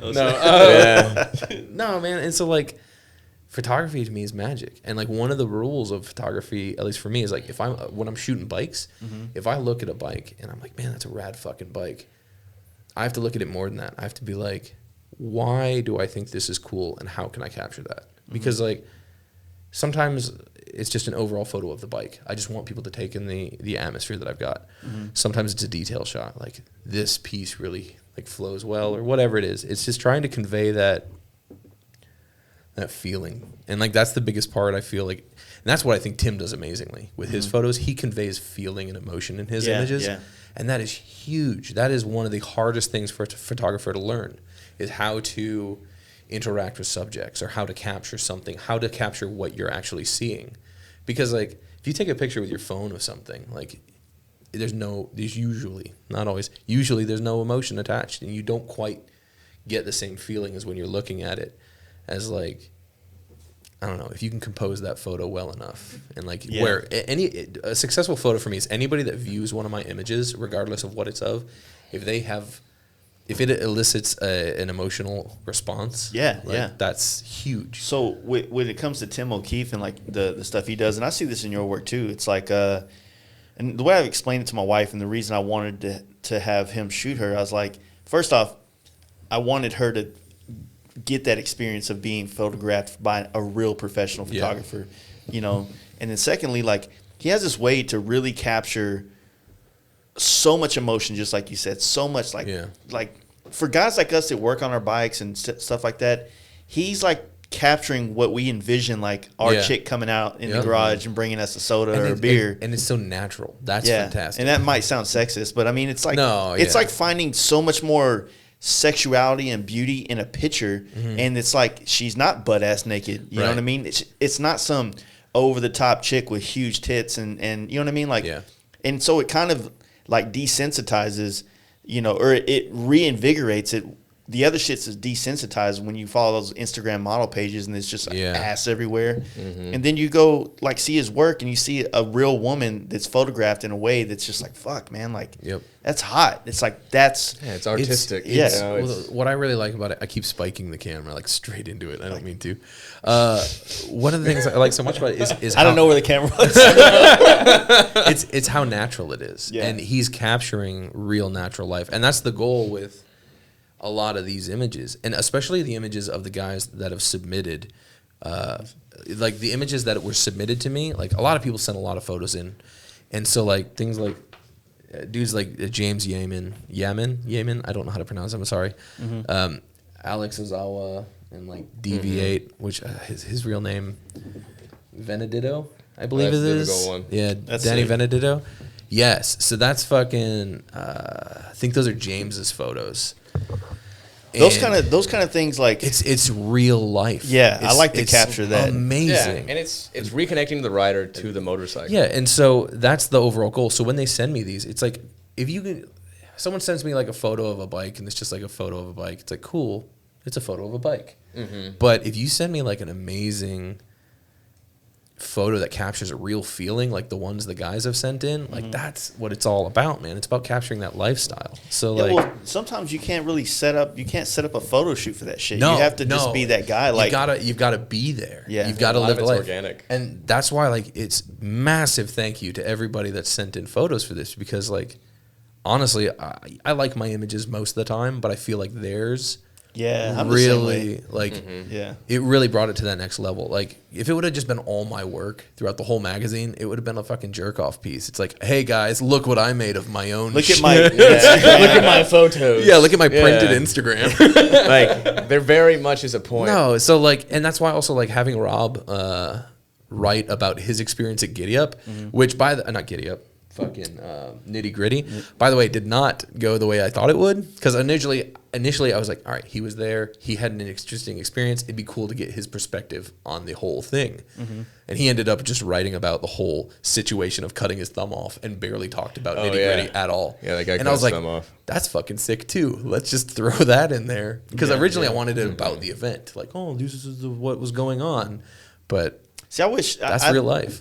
I've been wanting to get more into writing. You know what I mean? Submissions are open.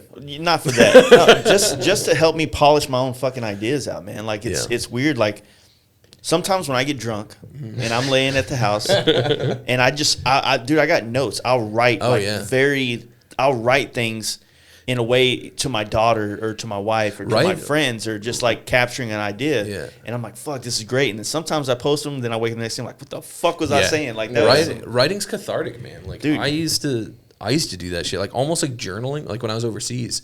Like, also don't know what cathartic means.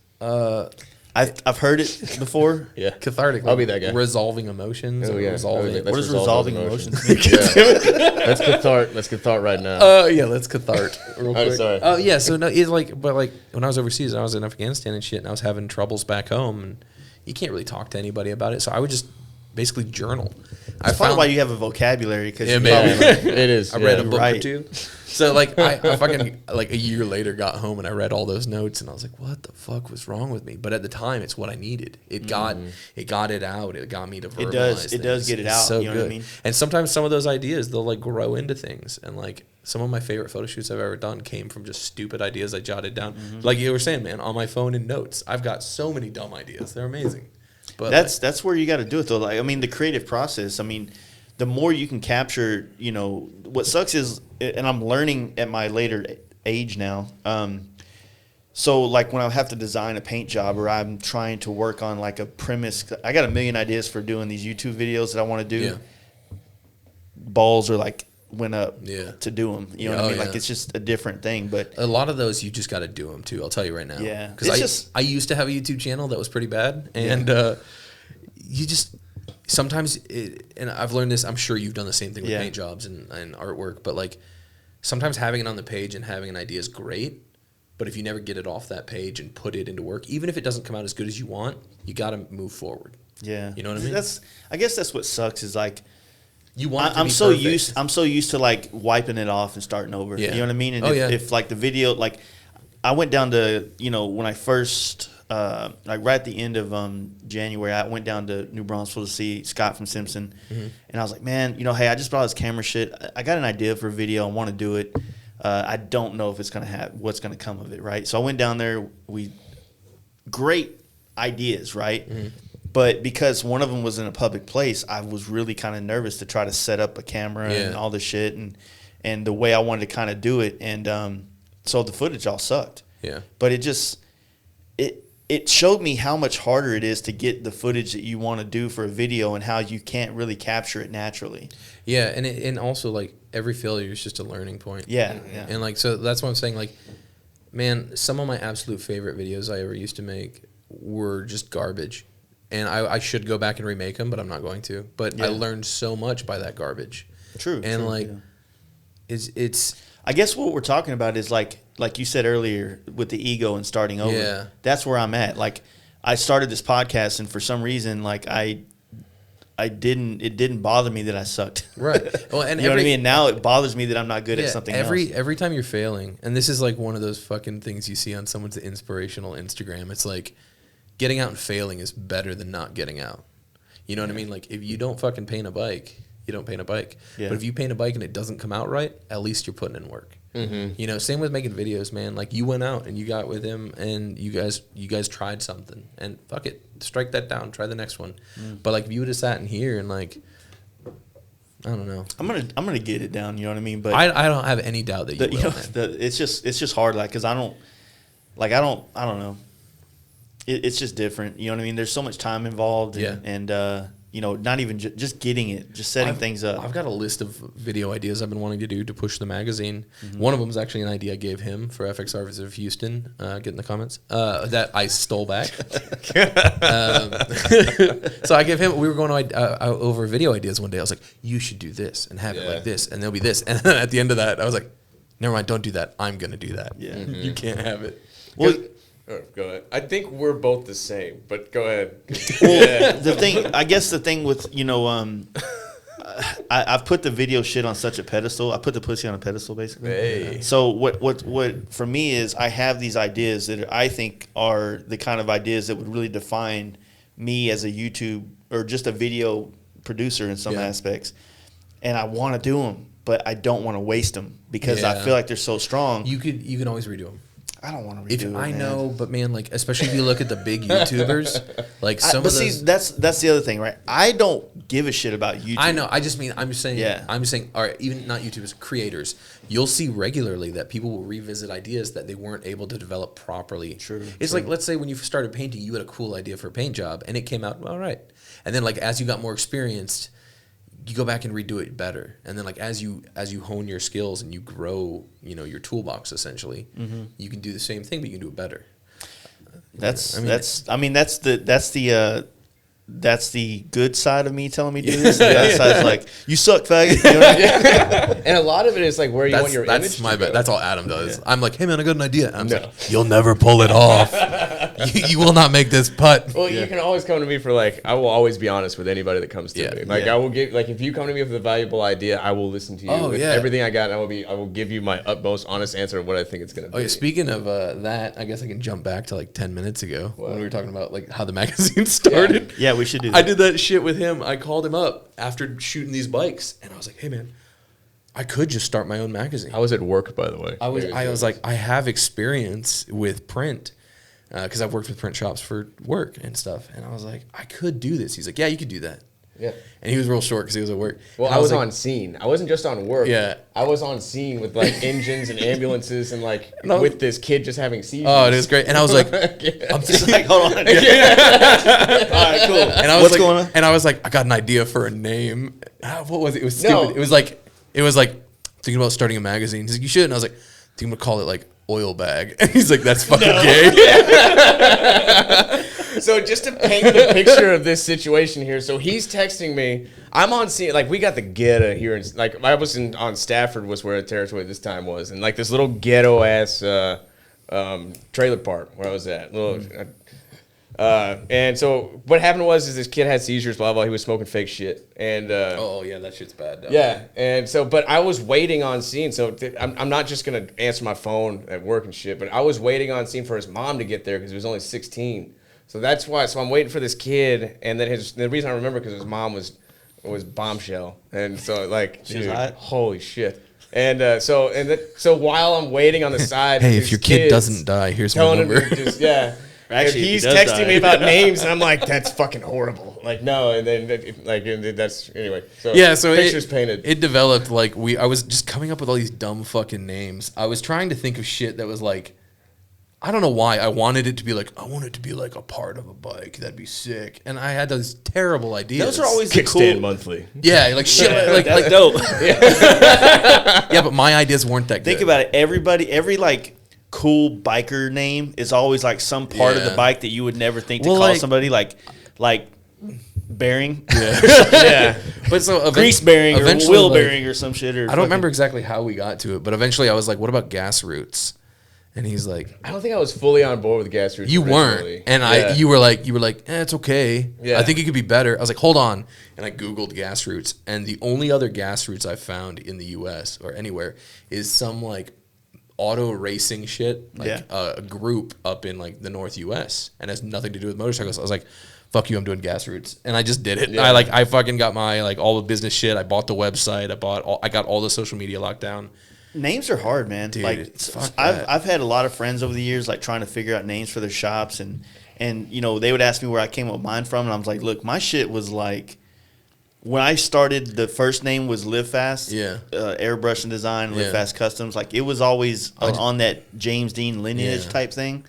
And then when I lost the business, the fuck you to the other people that kind of whatever was Fast Life. Yeah. It was just literally like, I'm gonna switch this word and be Yeah. bigger than you. And Yeah. I got my name out of one of those Zoltar fortune teller machines. I was trying to become big and it didn't Yeah. work, so I just got a magazine. But yeah, so that started that shit, and then like, fucking, I'm gonna pretend like I need to look at this to remember what I've done. Well, Pretend. I think it's more we got once we got the idea, we got thirsty with it because then we suddenly Yeah. realized that this So- could work and so it you know, I guess, you know, because we talked at the bike night that time. One of Right. the biggest things I was telling you is like, your thing was like, if you're gonna do it, do it. well, I guess for me, you it's- threatened me. Yeah. Pull a gun. Well, yeah, for sure, do it. But like, I guess the thing is that everybody, and I don't mean this in any kind of bad way, everybody kind of goes the chopper route, Right. Yeah. And I think that Issue 1 is pretty much all choppers, and that Yeah. was I have an idea on the different issues. So chopper one, fucking issue 1 just happened to be what was available. yeah, My idea behind all of this is the passion and the lifestyle. I don't care what kind of bike you ride, as long as you're not just buying something off the showroom floor, or you're just not just dumping money and having nothing to do with it. If you've got a passion for it, if you put in work on it, fuck, we're all fucked in. If Choppers, right? yeah. Even if you've got like you can put money in. I'm all about dudes that have money, but you've got to be putting the work too. You can't just like spend like 40 grand on parts and just have someone else bolt them on and be like buy a bike off the showroom, buy all this shit off the showroom, and be like, I'll see you in a couple months when my bike's done, and then ride it like once a month. I like at least change your own oil or something. I don't know how to say it. Well, it gets difficult trying to navigate those waters of trying to figure out what does. should qualify. Yeah. And I guess my only thing was because with this podcast, like I try to only bring on people that I can have a conversation with. Yeah. You know what I mean? Like that's literally got to be the most important part. It's Yeah. like, Yeah. not bringing on somebody just because they have done amazing things. Like, oh shit, I got Will I Am coming on here.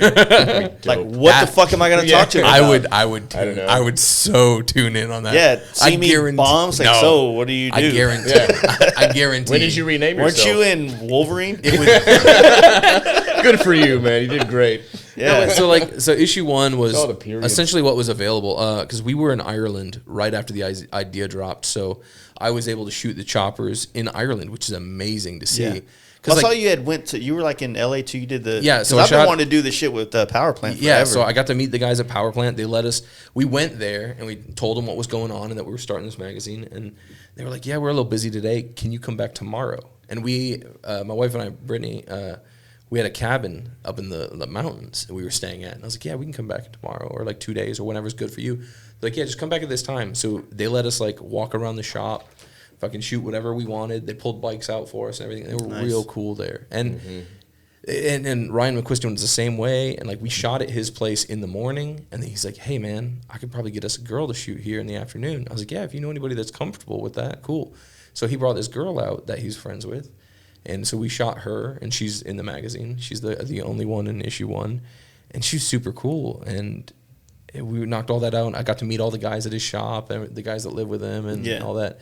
And then it just kind of went from there. Everyone I've talked to about the ideas, for the most part, are on board. A lot of people are kind of like, I haven't heard of it. What is it? It's like, it's new. You're not going to have heard of it yet. But this is what we're going for. So a lot of people helped us out. We shot in St. Louis area. And you see it at the very back of the magazine. I was actually driving home from my family's property in Michigan. We just stopped in the St. Louis area and fucking shot with Evolution. And those dudes were cool as shit. They were so accommodating. Thanks for not doing the most basic bitch thing in St. Louis. Hey, so we need to go get a good spot with the arch. Oh, yeah. I'm from St. Louis, so yeah. It's gone. They took it down. No. I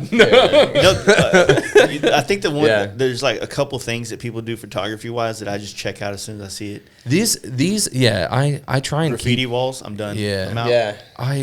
See, like my biggest thing with the magazine is just connecting the rider back with the motorcycle. There's got to for me, graffiti walls has to have a reason. I actually did shoot a graffiti wall in St. Louis, but it's a black and white art piece and it's a bright blue chopper, so it stood out really well.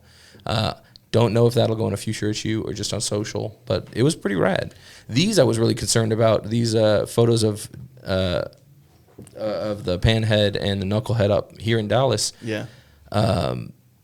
I didn't know. They were out in front of his house in his street. And I was like, these might... see you used the real low aperture on that one. Exactly. I had to, man. Blended that back. Well, because like the bokeh. There's fucking there's cars in the back. There's fucking trash cans. And at first I'm like, this isn't going to work. But then I was like, it's real life. Well, that's how Tim is, man. Yeah. I watched Tim shoot. I was at his house one day hanging out with him and Danger Dan and all them. And he shot Scott from Chemical Candy, literally across the fucking street from him in a church parking lot. And I was like, oh, okay, whatever. Prime lens. I saw the fucking, I saw the post or the pictures once he finished. Like, God damn, dude, Scott's like a real chopper, dude. Yeah. Like he looks cool as shit. Going to, you know what I mean? Like, a real photographer can make art out of any kind of scenario. And I think that's what like you did right there. And that's why I say, like, when you see the graffiti wall, like, that's what everybody does. It's almost like, hey, you want to get dudes to come take pictures? Yeah. Put fucking, a graffiti up. If you want chicks, go put some wings on something. Yeah. And it's like it just everybody wants that Instagram post, you know? And, so what I'm going to end up doing, though, on the future issues is, so issue 2, we're getting together now, and I'm going to have a mix of different bikes in it. I've got some foreign bikes from overseas because the magazines that actually ship to a couple different countries over in Europe, which I'm pretty fucking stoked on. I will say Spain is rough to ship to because it's expensive. Ireland's not bad. Canada's not bad. UK is pretty bad as far as shipping prices. But so this has been shipped all over, and people have been sending in their builds. One dude's like, I built this on a soapbox in my living room over here in Finland or something. I'm sorry, dude, I don't remember where. If he's listening, Mr. Finn. Probably not. Yeah, probably not. I think I got one listener in Finland. But so he sent it over, and it's a rad little scrambler. Yeah. And he put in that time, he put in that passion. I have no problem sharing that. And then a couple of other things like that. And then issue 3. And of course, I'm gonna have some girls in issue 2. Got to have girls in each issue. How is it shooting women, from your perspective? It's fine. I mean, I've been doing it for 10 years. So before we shoot any women, or I shoot any women, and I'm open to submissions on that, so I don't have to do it too.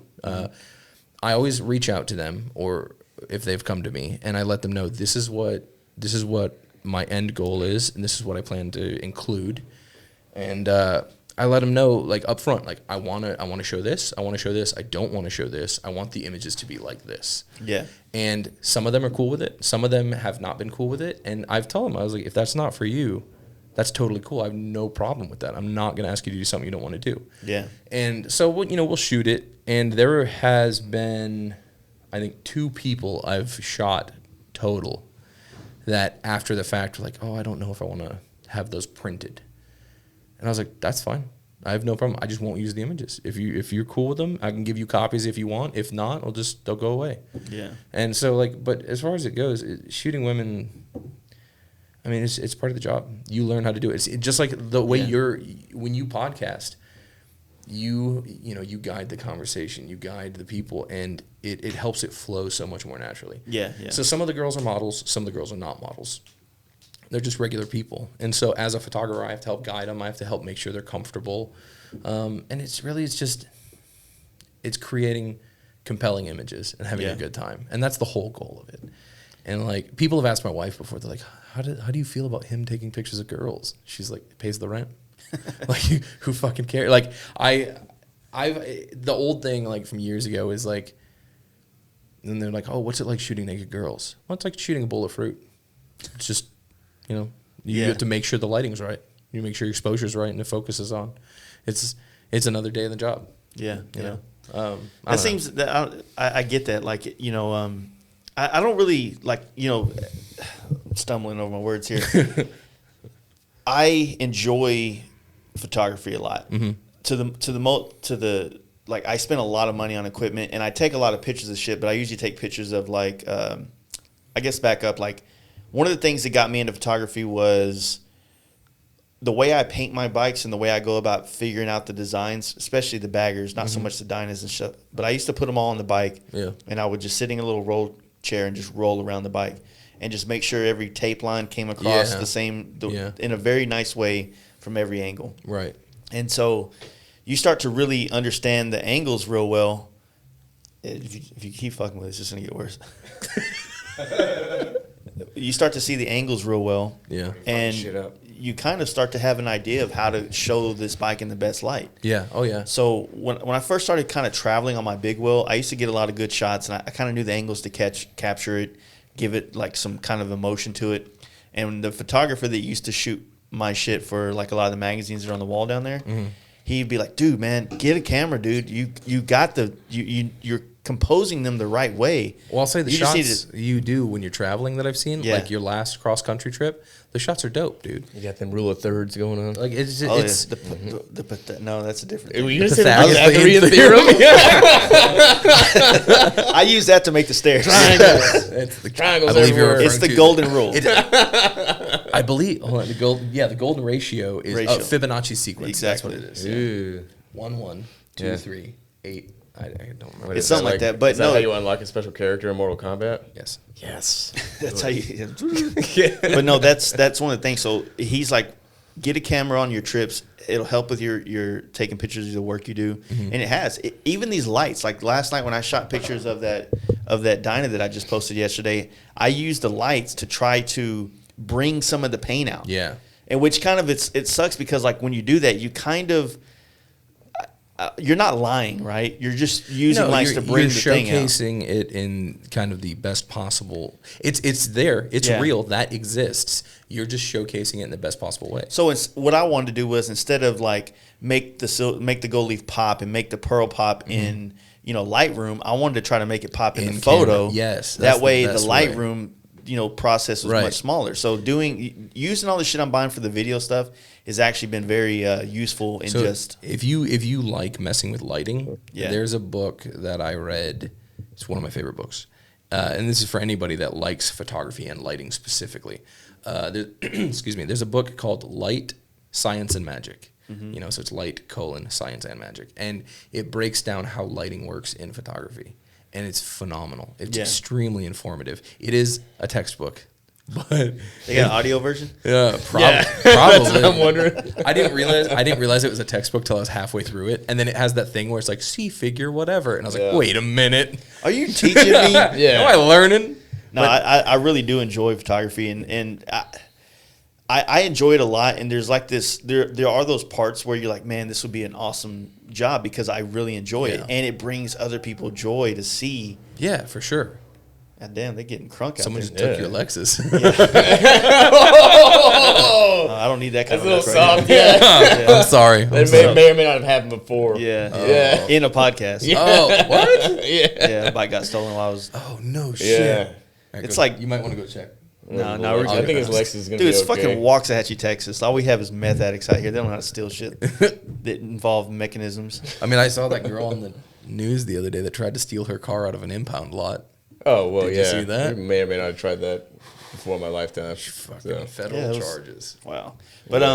I think no, you I tried. do enjoy the photography, and I get to see shit, man. Like I get to see shit. I get to go on these trips. I get to be in here. I see the processes. And that's why the video thing was it's been something I want to do, is to try to like show it through how Yeah. I see it. Yeah. But it is very complicated to do, and it's another career in itself. Oh, for sure. Right. And there's not really, like, I don't look at YouTube and making videos on YouTube like, fuck, man, I'm gonna be rich. No. Motorcycling Yeah. is not gonna be high, viewership on YouTube. Right. You know what I mean? Unless someone dies. It's you know what like I mean? it's supplemental basically. Yeah. So the idea for the YouTube is just literally to show people this and try to help guide people in a more mental way. You know what I mean? I think it's rad because like when you had Danger Dan on, I think it was like middle of the day, and I was sitting at my desk working, and I saw like a thing on Instagram where you're like, hey, going live with Dan. I was like, fuck yeah! So I on my second screen pulled up YouTube and pulled up the stream, and I had it while I was working until I had to leave. But so I got a solid 5 minutes. No, I had a while on there, but it's I don't know, man. I think it's rad. Like it all works together, and if you can find that happy balance, like it's fucking dope. Yeah, I mean, and it's like sometimes you do find the happy balance of all this shit and everything's running great. And honestly, we live for those moments, right? Oh, Like, yeah. when the bike nights, when the magazine, when everything's coming together and you release it and you get response, or Yeah. when you're experiencing the thing that you've worked for weeks to put together, or months, you know what I mean? Yeah. Those things are rewarding. It's Dude. very short-lived compared to how much time and Yeah. effort goes into stuff. Picking these up from the print shop blew my mind. Like they gave me a tour and shit, and they gave me a copy a week early, and it's the one I used to make changes. Yeah. But like having that in my hand after working on it for months, especially all the awesome people that did the Kickstarter for me. Yeah. Because like the only way I could do this, because all the money basically was coming out of my pocket. Like there was no ads in this one, and we're still trying to get all the ads together for the second one. So like. If Chris from FXR Division will answer his phone. So we Good luck. So I had to do a Kickstarter for pre-orders because it was the only way I could figure out to do it. Yeah. And then anything that wasn't done through pre-orders, I backed myself through Kickstarter to complete it. And so like all that work and shit, and then putting it together and having it in my hand felt so amazing. And it all felt like it came together. And we went to Eddie's shop, and it was like Eddie, Zombie, and myself. I think you showed up a little while later. And then we just cut that box open and had like a stack of like 50 of them. Man, it was just nuts. It's a high-quality magazine, man. And That's the goal is something you can hold on to and use for like inspiration, or as some people said, keeping your shitter for reading, you know? But Yeah. like Top magazine. and like I was looking at this earlier when we were talking, and like the wear and tear you've put into this, like it's weird. It makes me happy to see how used this has been. Even though there was one guy that got his in the mail, and I put "do not bend" on the envelopes, it was literally folded in half, and I felt awful for that guy. I was like, I'm so sorry. Yeah. But like, I want this to hold up. I want people to read it. That's why I chose this thickness of paper. Like I wanted quality prints. I wanted these amazing bikes to be shown as best as I could.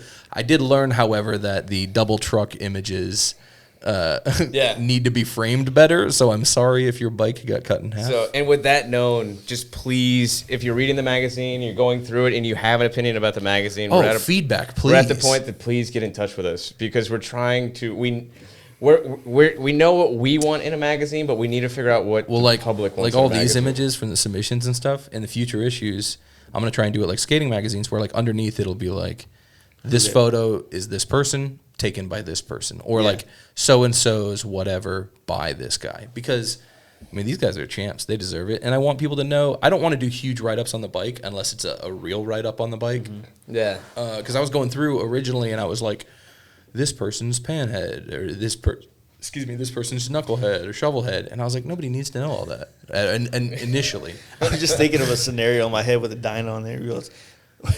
Well, fairing is this one. Oh, yeah. yeah. So and so There bars. was- That would be the tech sheet. There Would was just be a like guy- fairing Yeah. bars, Yeah. seat. There was a guy that Like crater fairing and he T-bars. he fucking gave me an ego check when he sent me.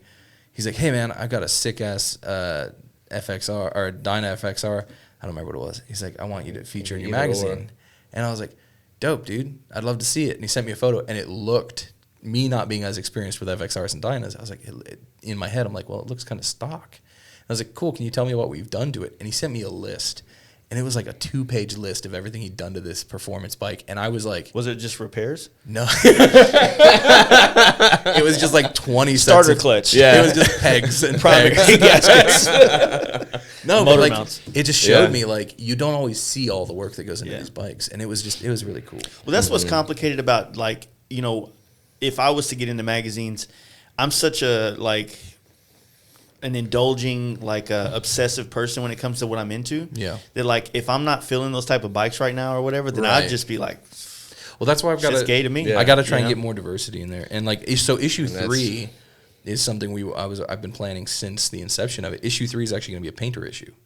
So my goal is, regardless of what type of bike it is, if you so you're going to go to California and get all them to get in there? they're going to ship me all their bikes. Yeah. For this. No, but like, I want to showcase. I Like, always think it's Yeah. funny because, like, almost all the bikes we do are from California. Yeah. You know, Phoenix and then, like, up in Northeast. well, I mean, I'll be out there in June for Yeah. Born Free, so I'm going to try and shoot a lot while I'm out Yes. there. There's a lot. I mean, there's a lot of shit out there, man. Yeah. I guess I'm also jealous because, like, everything you need to start a magazine, a podcast, Yeah. or a business motorcycle Yep. related, if you're just in LA Yeah. County, Oh, you're good. you're like born into like the plethora of things that you could need to start anything. So what we're trying to say is, if you live in California, fuck you. I mean, Well, Texas. It's all about Texas now. Texas. So No. yeah, come and You just fuck like- with Texas. You know, like you What we're saying is California has it If you're in easy. Texas, Like, like we, California gets the personalities. It gets this like Yeah. people. Specific type of people go to California. Specific type of people reside in Texas. But now, like more of people like us are here. it So- takes a lot. I mean, it takes a What lot do to you mean, survive. people? Okay. It takes a lot for people to survive in California. So Yeah. for that, I have Oh, I the believe it. utmost respect. I couldn't live up there. man. It takes so much for people to have a business out there, especially in the motorcycle industry. I'm too fucking poor. I couldn't Yeah, live and up I there. don't do large crowds good. So You know- no Or words good. or words Or words. Yeah. But the you know, like, there's just a lot, and so, like, when you're here in Texas, right, to get a California attention, we have to do a lot more to earn that, Yeah. and it's even worse for people on the East Coast, right? So it's you know, if people want to create a riding brand that gets out and rides, like, it's real fucking easy when you live in between canyons. Yeah, and you know what have I some mean? of the most gorgeous riding. Yeah, it's like in every the country. weekend you're on the Yeah. coast and you're in the mountains and you're here, you're in the desert. It's like, okay, that's Yeah, we have to think- ride 800 miles Yeah. to get like Well, that's close what was to it. so impressive about those dudes out in like Europe and Ireland is they can't ride all that often because of the weather or like it gets cold or whatever. And then the readiness and availability of parts is insane. The dude with the trike in here manufactured most of that stuff himself, even the fucking like caps to his caliper bleeders. Like he like fabricated those. so he has a lot of free time. Yeah. But like it's so hard for like, I guess it just comes down to like shipping and shit like for that. me, like, you know, one of the things that I'm really interested in, and that's why I'm kind of focusing Northeast this year on the bigger trips. You know, like meeting all the dudes from Michigan and that area, like they have a short riding season, Yeah. but they've been so inspiring of their enthusiasm for Yeah. motorcycling, even though they can't ride for 4 or 5 months of the year. Right. And so I'm looking forward to seeing what is a biker enthusiast like in real time. Yeah. By being in New York and being around them, like I want to see how do they cope with the off season, how do they Right. cope, like how do they deal with it. So Yeah. because it's easy when you go to Phoenix and you go to LA and Yep. everybody fucking rides all the time. It's like, okay, so you never have to turn this off. Yeah. You know, I want to ride up in Michigan. I'm from there originally, and we've What got Midland. I don't know where it is. I just hope It's, everybody all right, listens. so like Midland is like in the middle of the land. Okay. It's in the middle of the mid. Dude, look, you can do both upper and wait. I have to do it. being from Illinois, I hated people to do this stupid hand Because you thing. can't do it. You'd have to do like this for Okay. stupid Illinois. Yeah. I have family in Illinois. But like, I want to ride up there, especially like up by Traverse City and all the hills and stuff, Yeah. and go across the Mackinac Bridge. But like, I've been on the hunt for like an old shovel head up there, or like any old barn find, because our land we have up there, it's our cabin. It's out in the middle of fucking nowhere, basically. And so like, there's got to be someone out there. So I'm constantly, every time I talk to my uncles or anything, I'm like, "You find me a bike yet?" And they're like, "Nope." I'm like, all right. There's definitely. I wouldn't get one from. The thing is that you can't Michigan, you can't just go knock on shit. doors either, because like in those back areas, that's not too receptive to us Southerners. I think they're gonna be rusted out, fucking clonkers. Not all. As long as the motor's not seized up and it's not too bad, I don't need the body. Also, California has that to where nothing rusts in Southern California. Yeah. So I mean, that's kind of a bonus. So It's just all got Bondo on it. Yeah. yeah, it is true. Yeah. No, I don't know, man. Like My grandpa used to buy shit down here, or like in Florida, drive it to Michigan and sell it, and just Yeah. back and forth, because the quality of vehicles down here is so good. Well, that's what most people do in California is they drive out here to buy the Dynas and FXRs Yeah. cheap. Yep. Yeah. And take them out there. And, you know, if you got a good trailer and you go pick up 8 Dynas and you come back in one week a month, Yeah. you just make $8,000 profit. Yeah. Just say you made $1,000 on each bike. That's $8,000. Like that's a legit, I've got paycheck. I know of a FXR I can sell somebody in California. What? It's at paint right now. No, not It'll mine. be ready in no, 5 fuck weeks. you. Whoever's interested, go fuck themselves, because it's my shit. Did I? But like, Go ahead. so for like with content wise, especially like with issue 2, we're talking about doing a showcase of an FXR for next issue. Mm-hmm. So I mean, and that's that. Like when I keep on saying the same thing over, but it means something to me, which is incorporating the rider to the motorcycle. Yeah. So I just happen to organically meet John Miller, and just also he's who's working on my rear swing arm for the R4 and everything right now, doing spherical bearings for me and whatnot. But so just bartering into the magazine. no, none of that. But it allowed for an organic I am conversation. the gatekeeper. So we're like just talking to him, like we were bouncing off ideas of just different stuff we wanted to do, and then like in the corner of his shop is this beautiful '87 black FXR with the Grateful Dead skull on the side of it and bags on the back. But I brought it up like, what's going on with this Grateful Dead FXR? Like I've known about it, I've seen it before, but I haven't heard from John the actual story about it.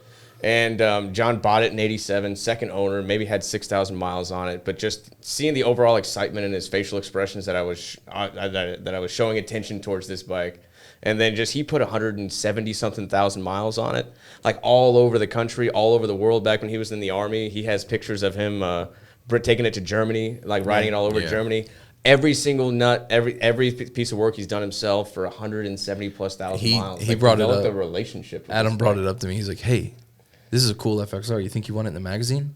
I was like, "I don't know. Show me." And he sent me a picture, and I was like, I sent him like the worst "He picture did. I It was could have terrible." taken I was of like, it too. "I was like, cool. It's an FXR with a Grateful Dead sticker. What do Yeah. you want me to do with it?" He goes, "No, man, it's a dope bike." I was like, "I guess." And he told me about like kind of Yeah. the history of it. I was like, "That's the cool part, man." If we can get this fucking mocked up with a story, especially if he can give us photos from these trips, that's what it's about. It's that fucking like, it's the lifestyle and everything. Do you ever worry about that though? Because, you know, and I guess I'm playing a little devil's advocate here for Yeah. you, but the worry that I would have in those things is like when you find these stories about people, or like even the podcasts I've done with people that's been like this story, I was like, fuck, that was amazing.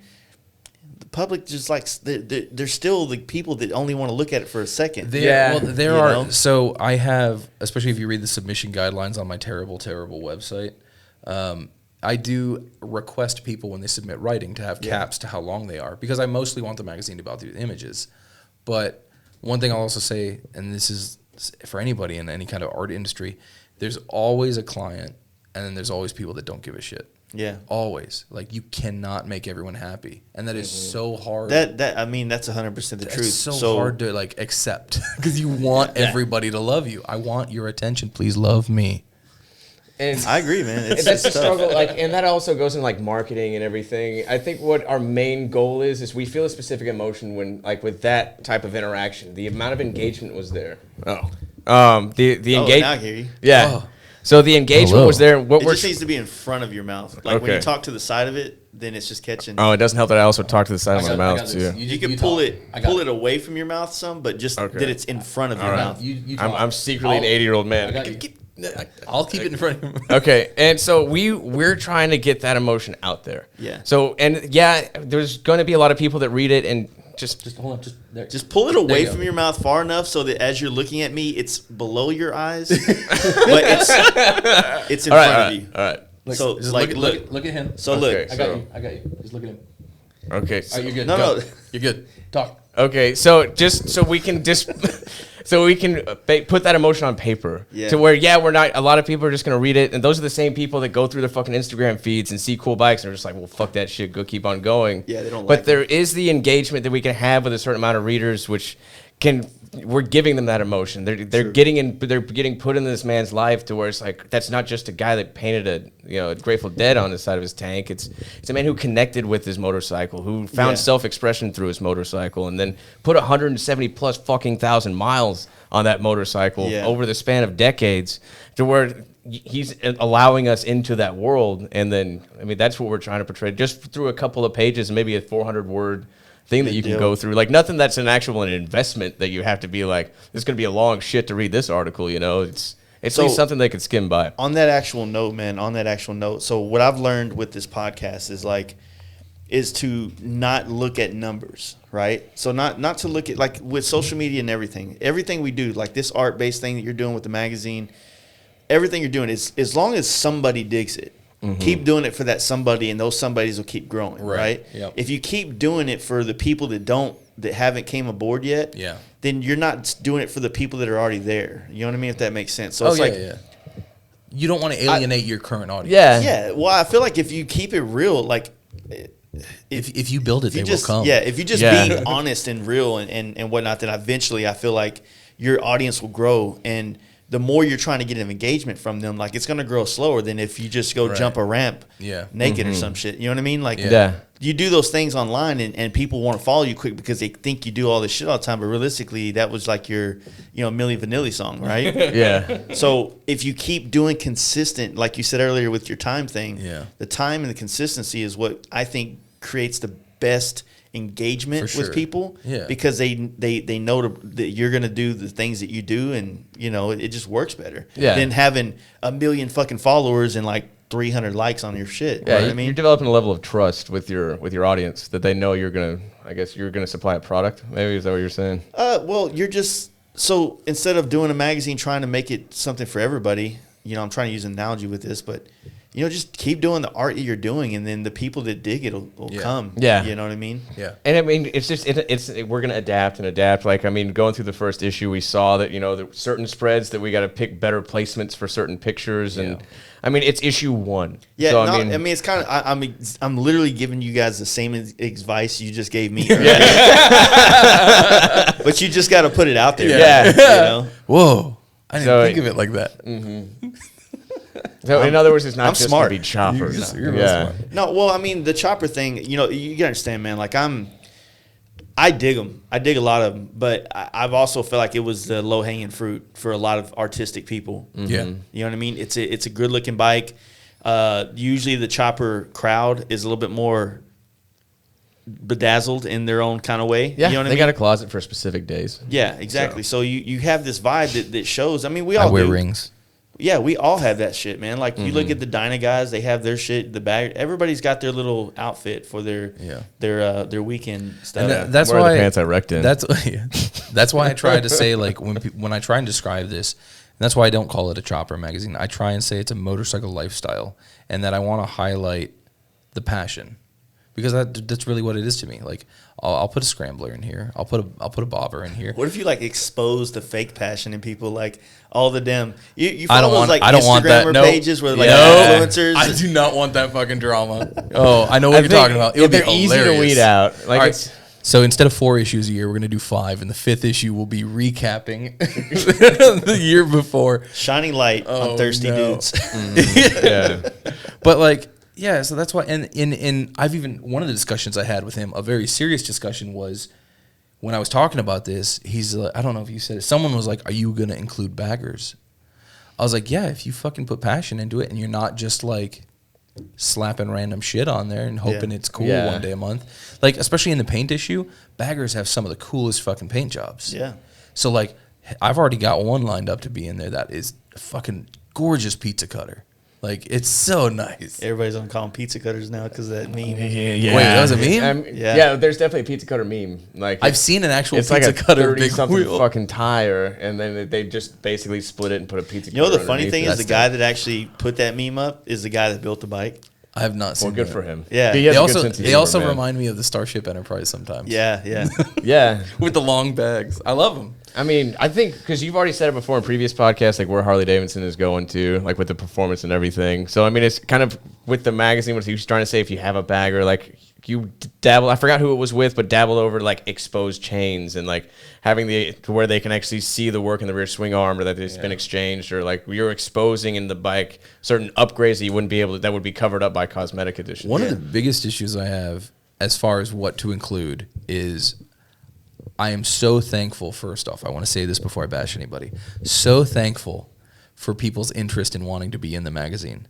But people will hit me up and they're like, hey, man, you should put my bike in your magazine. And I'm like, fuck yeah, dude, what do you got? And he's like, I got this like 2020 Softail and it's custom. And I'm like, oh, sick, what's custom on it?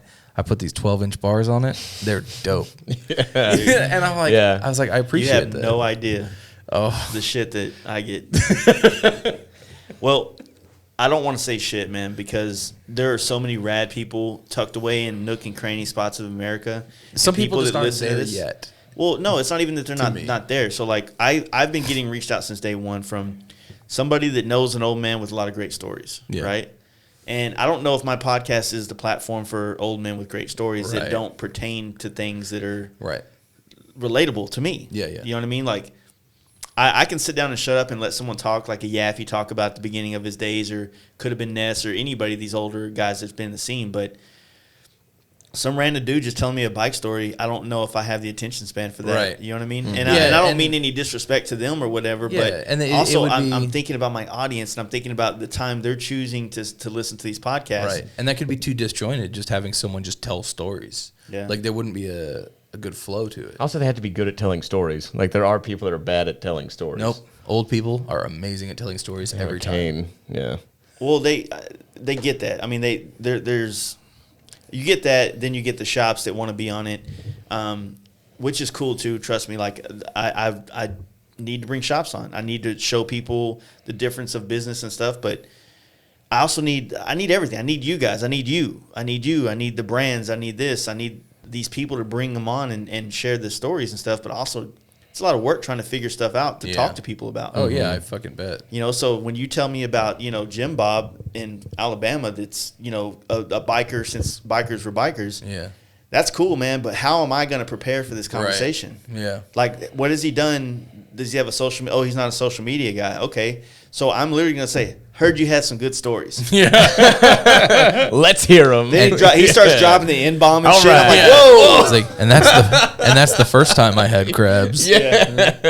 So there's You just there's a- tanked this whole guy's whole social fucking. There's just like Yeah. there's so much more to do, but it's like I started asking people. I was like, instead of tagging me in the people you want to hear from, tag them that you want to hear them on the podcast. Mm-hmm. It's a lot easier for me to reach out to someone and pitch having them on that's not in the podcast world when they've heard about it from somebody else versus, hey, should I be on my podcast? What's a podcast? What's this thing I do? You come on here, Right. Yeah. talk. Well, that's about kind of stuff. like reaching out to people for the magazine, because in the beginning, there's a lot of legwork on our end, like, hey, do you want to be in the magazine? And then they're obviously going to their friends and like, you heard of this fucking magazine? Is this stupid? Should I waste my fucking time? Yeah. So like everybody that's given me any of their time, I appreciate. Even fucking people that get back to me in DMs and they're like, hey man, I don't have the time for that. Cool. Thank you for getting back to me. That means a lot. I'm sure, especially with your job, like PMs and shit, like, and when people just quit talking to you and they don't like pizza conversation. That happens after they ask for the price. Yeah. Oh, yeah. That's why you lead with that. Cutting out time Well, out. no, it's such an impersonal way of doing it. But Yeah. I like the fact that people reach out to me through Instagram to see about bike paint jobs rather than just calling me. Because if they call me, they might not know what we do, and that sticker shock is going to be way worse. Oh, yeah. Yeah. But you get so like say for instance, right now I could talk about it because I know this guy don't listen to podcasts. He has a Hayabusa. So he saw a helmet that we did up in Can New we just York. call out, talk shit on people we know don't listen. Yeah. Until they do. Fuck you, Eddie. I hope you're listening. So he wanted to do a Kobe tribute helmet, and I was like, "Fuck yeah, dude!" I'm a huge basketball fan. Really loved Kobe. Hurt me when he passed, and I wanted to do it. And he's like, "Okay, well, I got a Hayabusa, and this is what it looks like. I want to do these colors." I'm like, "Fuck, man!" Like people do not understand when I say I do not like doing like matching helmets. It's because you're associating your helmet with your bike and not associating it with yourself. Like this helmet should be for you. What do you like? Like your bike is your bike. You'll probably sell that next year. You're gonna sell a fucking $1,500 to $2,000 paint job that you're gonna get on a helmet. Right. You think somebody else is gonna bite up your head and sweating in it? Yeah. So no. paint a picture of the bike on the helmet. That's equally as gay. Yeah. So I told him, it's like, dude, I want to do this Kobe tribute helmet, but his boots is blue and white. He wants them to be that color, but he wants a tribute to Kobe. And I'm just like, man, like I can't use flake with your colors. Well, that wouldn't mesh at all either. It doesn't really mesh, but I get it. Not all of them do. But with using his stock factory colors, that means that those colors are going to be basic. What makes our helmets pop is flake and pearls and things that don't come on stock bikes. Yeah. So it's like, And that's why you pay the fucking money. yeah, and that's what you're paying for is this look. Like, Yeah. I don't want to paint a fucking match. Like, if you have a custom painted bike that I did, I will paint it to match. I will do that for people. But I get every day, hey, man, I had this other painter paint my bike. Have him paint your helmet. I'm sorry. That's a conversation I've had with a couple of people now. I'm building a chopper, and I had a tank that was painted previously, and I talked to some people about it. It's like, I'm gonna go back to that painter to finish the chopper because it's like it's like you go to a tattoo artist, they start your tattoo. You don't go to another tattoo artist to have them finish that tattoo, unless something happens. But like, it's like, to me, that's a respecting the artist thing. I wouldn't. I don't take it as a bad. Yeah. Like, I don't mean it like when customers do that with me. I don't take it like it's a fuck you or anything like that. I just take it as like you see my work and you want to have it as well, but you want it to be on your current And you don't project. I don't know. It's weird. Like, I wouldn't want someone to bring me photos, be like, I really like this other photographer. I want you to shoot exactly like them. It's like, no. If you're gonna hire me because of my work. Yeah. And I feel like there's no way you can say it right without feeling like an asshole, Right. and technically sounding like one, depending on the context of the way people are listening to it. But the problem is that when you have people that are pouring their art and their it's when you guys walked in, right? You were talking about the gray bike we just posted, right? Yeah. Fucking internet loves it, and I going love it too. everywhere. it's not real. It's made of cardboard. Yeah, I saw it's it. all Lightroom. So the It the blew thing up is, my whole entire feed. yeah, I am so stoked that people dig it, man. But there is this weird thing that's like, okay, I didn't sketch the paint job. I didn't draw it. He wanted the battleship gray or gunship gray, whatever the color's called. He wanted that color, gold leaf, in a similar design that factory FXRs come with. And I struggled with it for months. And I was like, dude, I don't want to do a basic solid paint job. It's just not my thing. Yeah. But he's a great customer and a great friend. So we butted heads a little bit until we came to a happy medium. And what it was he wanted exactly what I did. It's just that I had to figure it out. But I didn't draw this paint job. I didn't sit in my room or in my little art garage till 2 a.m. wadding up paper and throwing it on the ground. You know what I'm saying? I just came in here and said, all right, here's a factory FXR. I'm going to follow those lines and throw some shit on top of it. And the internet's like, oh, my God, best thing you've ever done. You're amazing. And I'm just like, thanks, guys. So fuck everything else I put my whole life into figuring out how to do. It's just, it's one of those things like I'm being a cunt right now because I'm trying to, instead of just taking a win, like I'm making it a loss, like every depressed person in America. I think it falls under like the way you see the world is never going to be the way the world sees itself. True. And that's I like an inevitable. That's how it goes. That's just. I am stoked that the paint job came out right, but what I wish I can find a way to give to the customer is that energy and that passion that goes into those designs in that sketch before I even put the paint job. Like that room, my little area, my little creative space at home that I try to create paint jobs in, I feel like that is the most intimate spot in my industry, in my business, what I'm doing, creating ideas and putting them on paper, which then translate to the actual Well, it's also art here. like it's also a vulnerable state. You're Very vulnerable. You're manifesting an I idea. could probably do a dude in that time. Had to take it to a that's game. that's manifesting something else. Well, you just gotta go gay. But sometime. you're manifesting like your ideas into something tangible, like something corporeal, and I think it's more of a vulnerability. You're making yourself vulnerable because it's your creation. yeah. Well, I imagine you go through it when you're doing your magazine. You have a vision, Yeah. or you're looking for a vision, and you're just kind of shooting blanks for a little bit till you kind of get something that's stuck. Who told you I was shooting blanks?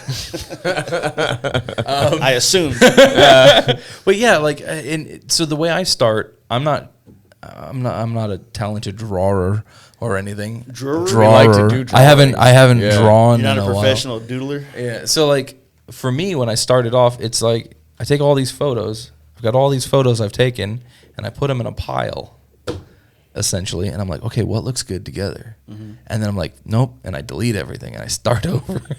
And so like I assume when you're talking about like you drawing, tearing up, like throwing paper away and all that, you just kind of letting the creativity flow. Yeah. Until So- something sticks. What really sucks is like when, say, you have 4 helmets that you need to design paint jobs for, and the one that you need to be working on tomorrow, you draw 4 paint jobs and none of them are for the one that needs to go now. So it's like I got this idea for this paint job, and you start drawing it, and then this one's getting a black and gold theme, and this one's getting a red and this, but this one you're doing's blue and so and so. So you keep drawing, you're like. You see the lines, you're like, fuck, man, like red. Oh, this is perfect for that one. Yep. And that one and that one. Yep. And then sometimes this one just takes an extra couple of weeks. Yeah. And fortunately, most of my customers, or all my customers, are like, they get that Yeah. part. You know what I mean? Like, Yep. I try to explain that to people, that how much I put into these things is probably not something anybody could ever understand through an Instagram post or whatnot. And I don't want to make some cheesy fucking like, yeah, I'm so vulnerable right now. Drawing paint jobs. Man, Like, it's not so much that you're vulnerable. You're just kind of followership grow. when you do- yeah. I don't want to be famous for that shit. Yeah. So Well, they say like also like sculptors will say like when you have the block of marble, like the sculpture's already in there. You just got to find it. Yeah. True. And I feel like in a way, all art is similar. The idea is there. The images are there. We just have to bring them out. Yeah. Yeah, It's yeah. just consistently moving forward on a piece. It's not staying stagnant. The moment you stagnate, you sit inside of our minds all day long. Like, that's the worst place you can be. Yeah, there's times. I mean, tonight I literally got to go home tonight. So if you're watching this live, you'll probably see some shit later on the night. But I have to draw a paint job for a Softail down there, and I have a handful of helmets on deck, and I don't know which one's going to get done tonight. Yeah. Sometimes I got the helmet outlines. I got a couple Softail parts, and I try to draw this one, but then I'm like, man, I really want to fuck with this helmet right now. Mm-hmm. I got 2 baggers I need to design. One for my buddy Aaron, the bagger downstairs, and then mine. You know, so it's like a lot of things right there. And right now, I'll be honest with you, I'm thinking about his and mine a lot, just because they're the bigger projects on deck down the line versus like the Softail's 3 parts. Yeah. I'll probably come up with something pretty dope. Pretty good at that. I'll probably do something cool. You Yeah. know? No But- big deal. It is kind of weird putting it in perspective, like seeing the response of something so simple. But I don't know, man. It seems kind of weird, like trying to, like I said, I'm not trying to get in my head. I'm just trying to enjoy that win. Dude, when y'all see this dude's bike that these parts are going on, fuck, dude. Is it a Dyna? Like, Yeah, a 143. Oh, He's got a Pops Garage gold swing arm. He's Lindahl wheels, Big Bear rotors. Like, this dude he held back nothing on this dyno. Damn. who is this dude? Do we get to know who he is? Yeah, it's, he Adam goes wants by- to marry him for his money. It's like Big Trouble something. His name's Mark Is Norton. it He's a Big good dude. Trouble in Little China? No, he owns Bell Bond's place. So if you're ever in Florida and you get, Oh, rock on. Yeah. he's a fucking cool dude. I hope I never get arrested in Florida. I imagine it's like getting arrested in Mexico. Yeah. He's from Jacksonville, and every time I say his name or I think of Jacksonville, I think of Fred Durst. What? Wasn't it's like Jacksonville like? Wasn't like? I don't Oh, yeah, he Biscuit? said it in one of his songs. Oh, did he? But he Yeah. says it in like a weird voice that's memorable. Yeah, Like yeah. Jacksonville. I don't remember. He said it like Exactly that. like that. And it's sad because FXR Mike's one of my best friends, and he's from Jacksonville, and I never think about him. Yeah. It's like you never think about me whenever it's Hanukkah. Dude, is that 2 digs on him in one podcast? Do what? Wait, On Fred FXR Durst? Mike? No. No. I'm just kidding. He's the coolest. Yeah. Awkward. It gets silent. Like Mike's probably sitting there like, what were they talking about? When this thing's live. Like throwing up hand signs back here. He's gay. He's like, how do I rewind this bitch? How do you rewind live? Yeah. I mean, but no, we love Mike. He's done amazing things for the FXR community. Dude, he's the one that got me in the bikes and the FXR thing. He literally helped me find a couple. He showed me the right parts. He introduced me to guys like Chris Harry and Joseph Gerardo and so many more people that aren't coming to mind right now. But he really does love bikes, man, and passion, and it's almost like having a guy like that here in Texas is very vulnerable. Is on my fucking good vocabulary now. That means we're getting through. Yeah, but no, he's a real asset to all of us here. You know what I mean? Well, he's unscared of public opinion. I mean, he got a lot of shit for that fucking People's Champ FXR last year, and he just kind of went through it. And I mean, because he's putting mag wheels, like a lot of stuff that is specific towards him. I feel like if you really know him, if you really read some of his shit, if you know him as a person, cast wheels. That's it. You know how much or how true to really choppers he's trying to take it. Mm-hmm. He's got his ear to the ground, like he is involved. He watches. He understands like the chopper scene. He understands the FXR scene, even the Dyna scene. So when his opinions on the chopper scene was he wanted to build a bike and do what choppers are supposed to do, which is supposed to be freak out the squares. Yeah, he wanted to build a bike that people hated, not like he was doing the opposite of what everybody's doing now. And, I mean, it's cool because he was building his own fucking bike. So why does everybody else feel like their opinion matters? Mm-hmm. I mean, that's literally we talked about this half this podcast, or just the struggle of how we see things and how we want things to transpire and what we want to see, and then what the public sees things, and what they want to see. There's a great demonstration of how we see things versus how other people see things, and that is my conversations with Adam about every FXR and every Dyna ever. I love telling him how they all look alike. No, they don't. I know they don't, but I love to tell him that. No. I like how choppers all look alike. I feel like they kind of do. Like they do. Yeah. Oh, look, I got a waffle tank or a whistle or whatever the fuck it's called. Yeah. I mean, but like FXRs were just happened to be a bike I connected with like severely. Like head over heels. I did. Dude, finding your bike, man. It's huge. Yeah. Like, the one bike that fits you, it's fantastic. Well, that's the problem is like there's no such thing as that for me. Yeah. There's not one bike. I mean, I love bikes in a sense where I like them all. I don't care to have them all. There's nothing in me that's like, fuck, man, I got to get me a Norton. Yeah. I want that Black We Lightning. actually have a bike night now specifically for Euro Cafe racers. Yeah, I just there's certain bikes that don't really they're not on the agenda for things I want to own and experience. But I want a chopper. I want to experience that and try it out. But man, I'm really having fun on my current bikes, and I don't. I see this with a lot of people. Man, is people will spend money on their bikes and they'll do it for the gram and they won't do it for the actual experiences that they can get off the bike. Yeah. And they get bored with their bikes. I'm like, dude, you have a sick ass bike. People would they would probably they'd sign a really bad deal at a Harley dealership to have your bike, right? Yeah.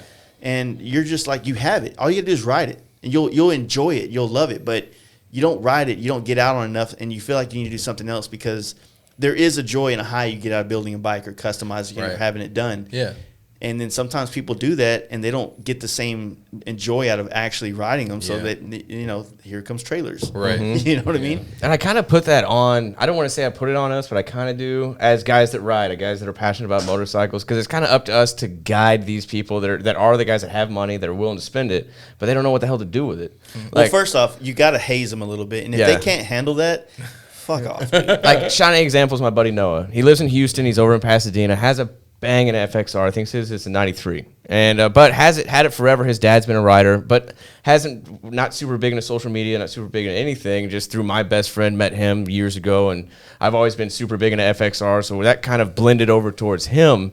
But he had no idea about now he knows about your podcast, and he knows about Joe Girardo, and he knows about all these major influencers of FXRs. And he can sign up for social media, but that reignited his passion. Now he rides his bike all the fucking time. Like his truck has been parked for like months. So like now he rides to work every single time. Like when I talked to him, we went to go ride in New Braunfels and stuff. But just being like, hey, no, this is like you have this. This is what it can allow you to do. That is the thing. So like you just said, is exactly what it is when you meet guys like Mike and all these other people that, they changed my perspective of motorcycling when I came around them back in late 2016. Mm-hmm. And that's kind of the premise of our Campout and what we tried to make with it. When you get around people that genuinely love motorcycles, right? Think about it like this. There's something that happens with motorcycling, right? So when you get a bike, just the first layer, it kind of breaks down a barrier that separates a lot of us from our careers, right? Like you're a paramedic, mm-hmm. right? You're a photographer. You might have this other dude that's this, and it's a black dude that's kind of hood, and it's like you, and all these different types of people. And next thing you know, they're coming together and they're riding bikes and having a good time. Well, then there's I lost it. There's this next layer that, like, once you get to somewhere like the Campout, where it's not about your custom bike. So you separate that kind of mentality where it's really about riding bikes and finding people mm-hmm. like-minded. Yeah. So you start to break down the barriers of people that just have bikes, and now you're around just people that want to get out and ride them. Mm-hmm. So it doesn't matter if you roll up on any kind of bike you roll up on. It's just that you actually rolled up on it. Yeah. Or, I mean, if you didn't, fucking cool as well. Just come out there, and then hopefully you'll be inspired to make it on your bike next time instead of a trailer. Yeah. And most people just want to feel a part of something. I'm going to talk a little shit, but know it's in good fun. Yeah. Just don't get butthurt. You know what I mean? Mm-hmm. Like, yeah. I mean, that's the thing about Mike. When all these people were talking shit about Mike on his bike, guess what Mike was doing? Laughing with them. Yeah. Because he understands, dude, it's just motorcycles. Mm-hmm. You know what I mean? It's all it is. Plus, like, he still has the fabrication skills. It's not like he's going to be a crappier welder because someone made fun of him. Like, no, he's a phenomenal welder, phenomenal fabricator. Like, he went out there, he tried something, it missed, and he kept going. I like motorcycles. Did he miss? They're pretty neat. I mean, I don't know. I don't know much about it. I mean, yeah, it's just he was making everything. He made everything on that bike. So it's just, just like we were talking about earlier, that how to him it's like it's probably an amazing feeling to know that he made the tank, he made the frame, he made this, he made that. It might not be the way someone that's done 20 of them would look, but I mean, let's be real. A lot of those born-free builders don't do that. Yeah, I fucking dug it. I dug how outside the box he was going. I mean, he was doing things that nobody else was doing, so he was taking the risks. And I mean, I'll be behind that if anybody wants to. So, what was the ride that you guys were talking about earlier? Which one? The Terralingua? Yeah, the Terralingua one. Oh, so the Terralingua ride was organized by the Dustin with Texas Hills. I'm gonna take a nap during this. Yeah, I wasn't there. Yeah. He lost one of my GoPros. I did lose. All right, go ahead. One of Brian's involvement was lending me all the video footage. My involvement was My involvement was taking a loss and editing video. I haven't even given him back for it yet. Yeah, I still need to buy him that. So he organized a Terralingua trip. There was 14 of us, 3 different cities. There was 2 of us from Houston, me and Zach, who goes to Malicious Intentions. Then the guys from San Antonio, Johnny. I would go over everybody, but probably a 4-day trip. We we went from Houston, met up in Austin, then stayed in Sanderson at the Del Rio, I'm going to fuck up this name. Del Rio Motel, something like that shit. But fucking, like, I was my normal self, which was I had no idea what we were doing. I just knew I already made my down payment. We were going to Terralingua. So, I mean, when we got to the original hotel in Sanderson, I had no idea that we were even stopping there. So, because we got to a hotel and, apparently Dustin already set it all up. But if you can imagine, there's just one hotel, one bar. The guy that's the bartender at the bar lives in the hotel.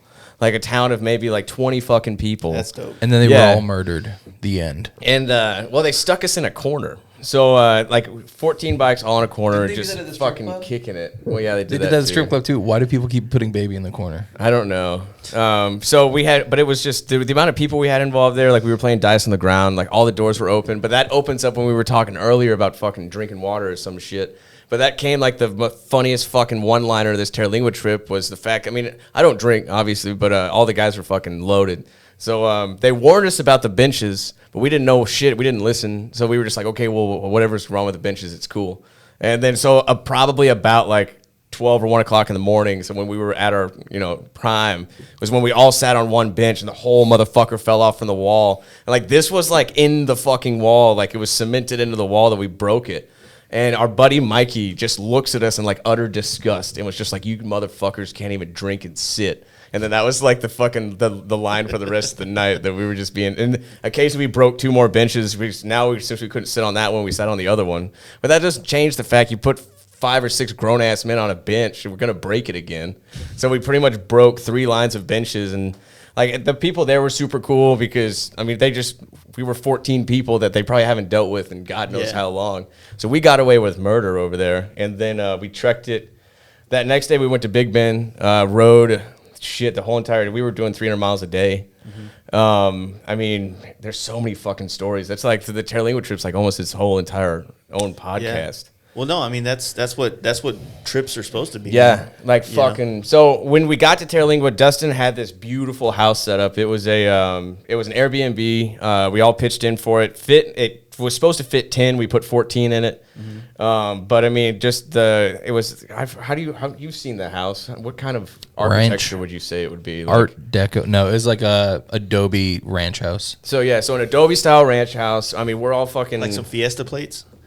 Yeah, sure. Watch the FXRs of Houston video. It's in it. Oh yeah, so it's on FXRs of HTX. We documented the whole entire Terlingua trip. Underscores. Yeah, but just with the people that were with the riding. I mean, one day we rode to Marfa Alpine, put in 350 miles. Like we were going all over Big Bend. Like I lost my rear brake.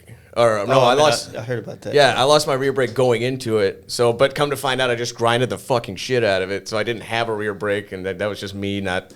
I did a walkthrough of the bike. I just forgot to check my brake pads, and So, but I lost my rear, so I was front braking it the whole time, and like there's just so many. The cave is the biggest fucking thing. So Johnny Mudbug is a fucking champ. Who went up with me to this fucking cave. But so as the trip went, you obviously have egos going down. So I mean, you're gonna have. Houston's going to want to outdo Austin, and Austin's want to outdo San. Like we all want to outdo each other because. What on Instagram? No, just like in person. So there was this fucking cave that was like maybe a quarter mile up because we were right on the side of fucking Big Bend. So we're right on the side of a mountain. And we could see this cave like a quarter mile up at this fucking ridge. And so everybody was talking about going to the fucking cave. And Austin made it like a little bit up there. And then so me. You got hiked up there? Me and Johnny did. And and then there was a third, I can't pronounce his Justin, I think. That's hard to pronounce, Justin. No, I'm just trying to remember. I know the shitty thing is I know his handle, but I don't know. Like Zitabin, he does rockabilly. He's a guitar player. Rad fucking dude. I'm so sorry I forgot your name. Like, but super cool guy. He ended up coming up later. So I ended up just going for a walk. Like I can't really mention much about why we were going for walks. Let's just say we were seeing tracers, so I had to go for a walk. And so me and Johnny meet up halfway through, and Johnny's like. I told him I want to go to the fucking cave, and Johnny goes, well, there's a pathway up the center that we can walk up. So we walk up the side. If you can imagine, like, I'm trying to paint a picture. It was all loose ass rock, and it's literally a straight. We're looking at maybe an 80-degree. It was like, West Texas uprising. Yeah, deep in West Texas. Anybody that's ever been through West Texas can picture it. Yeah. So to give you an idea how fucking steep this shit was, I grabbed a root and it gave way, and then I just dropped 10 feet and just hugging the side of this fucking mountain, just praying to God I stop. Because if we didn't, like, I would have just turned into a rag doll all the way down this mountain. Because we're going a solid couple hundred feet. I mean, probably a quarter mile up the side of this thing to get to this cave. And there's cactus. There's all kinds of stupid shit. We're taking periodic smoke breaks, me and Johnny, as like victory smokes as we go up the side of this fucking mountain. And then we finally get up there, and dude, this cave, you can see like 1967 guys signing their names from the 60s and 50s, and it goes all the way in. We said it was like God's butthole because it looked like a butt in the fucking cave. And we were shining red lights in it and shit, but we stood out there for hours and just sitting there smoking cigarettes on the side of this cave. And there was 2 houses you can see in Terlingua, and then just the overall ambiance of seeing everything. Yeah. Like we could see a bonfire that was probably 20 miles down away, and like there was absolutely nothing other than we can see our houses, and we're probably a mile away from the actual house, and we could hear all their conversations literally I can hear them talking about where we are and stuff like that. Oh yeah, it's funny how it travels like that. Yeah, that's how it is in all those little desolate places where you go and shit like that. I wanted to do a trip out there because I still haven't been to Big Bend, but I wanted to do a trip and practice the video shit. And I was gonna do it just solo or get one friend to go and be like, yo, this is what we're doing here. We're practicing with the drone, we're practicing video shit. I need you to be a team player and work on that way because I want to have this shit down before I do my big Northeast trip. Yeah. And but I still just haven't had a chance to go down there. It's just it's not on the way to anything. A group of us are gonna be going when we go to Born Free. We're gonna drive out there and stay a night in Big Bend so we can ride our bikes around there. Yeah, I'm going to Laconia instead of. We're gonna go up Northeast, New York, all that shit. So I'm trying to get a Vancouver trip with my wife planned in the next year. Yeah, I've never been. I do California every year, man. I've already been to California once this year, so yeah, we went. I'll probably ride back. I'll probably ride out there. It'll probably be a quick didn't plan it, just do it kind of deal. But it'll probably be later in the year just to do podcasts, see some more people. I want to ride through what's the desert out there, that fucking Glamis. Oh, that shit was so fucking cool. I just want to go out there again. The one where you burned through at 110? Where did you go through with that motor at 110 miles an hour? Oh, that was when we went to Born Free on the FXR. It was we went through Death Valley, and then we went through Joshua Tree, which is essentially the same shit. Yeah, it's just a more peachier name. All that shit out there is hot as fuck, man. But so were you ever by yourself out there? Did you ever experience being out in the middle of nowhere by yourself? Yeah. That is the eeriest. That's the biggest thing out of Terlingua that I got. It, man. I genuinely love that feeling of being out there in the middle of nowhere. So when a year ago, at the end of February, I rode from here to Phoenix to Vegas to LA and home just to do, painted a bike in Vegas, and then I did two or three podcasts. Did it all alone. I fucking loved it. I really did love it. It's weird because I love it, but I also would have loved it the same way if someone went with me. Mm-hmm. You know what I mean? So it's almost like you're thinking like that. It's I'm never not going to have a great time because I'm going to enjoy it by myself or with someone else. So if someone else wants to go, cool. Fuck yeah. But not going to have a great time anyway. Mm-hmm. That's why I keep saying about a lot of things that we do, like our Campout. People are like, oh, well, I don't know if I'm going to make it. I'm like, cool, man. I'm going to have a great time. If it's raining within by your house, but not raining the rest of the way, so you decide not to go, yeah, cool. We're gonna have a good time, man. Don't worry about us not missing you because you can't do things. Mm-hmm. That's what happened on that trip. So on the way back from that trip from Cali, is when it was 20 degrees, 24 degrees, and I rode from Van Horn to Dallas in 24 degrees. God damn, it was horrible. Yeah, I felt cool doing it. But there was no fucking trophy at the end of it. I didn't get an Instagram star. Yeah, you didn't get bragging rights. I mean, shit, we knocked out Terlingua in a day, 14 hours from Terlingua back down to Houston. Yeah. And just killed it. In rain, hail, everything. Because I experienced the first time in Terlingua because anyone that rides with Dustin knows that if you break down or if you got to turn around, he waits for nobody, So if you got to figure your shit out, get in touch with the pack, figure it out later, but he's leading the pack. So if you got shit you got to do or whatever, he's not waiting for you. So that's where the fucking GoPro thing comes from because we were headed to Marfa from Terlingua, and then we went through some hail, which I think was what hit the top bracket of the GoPro. Mm-hmm. And I think one of the hail things being that top bracket knocked it open, and of course, bam, it's gone.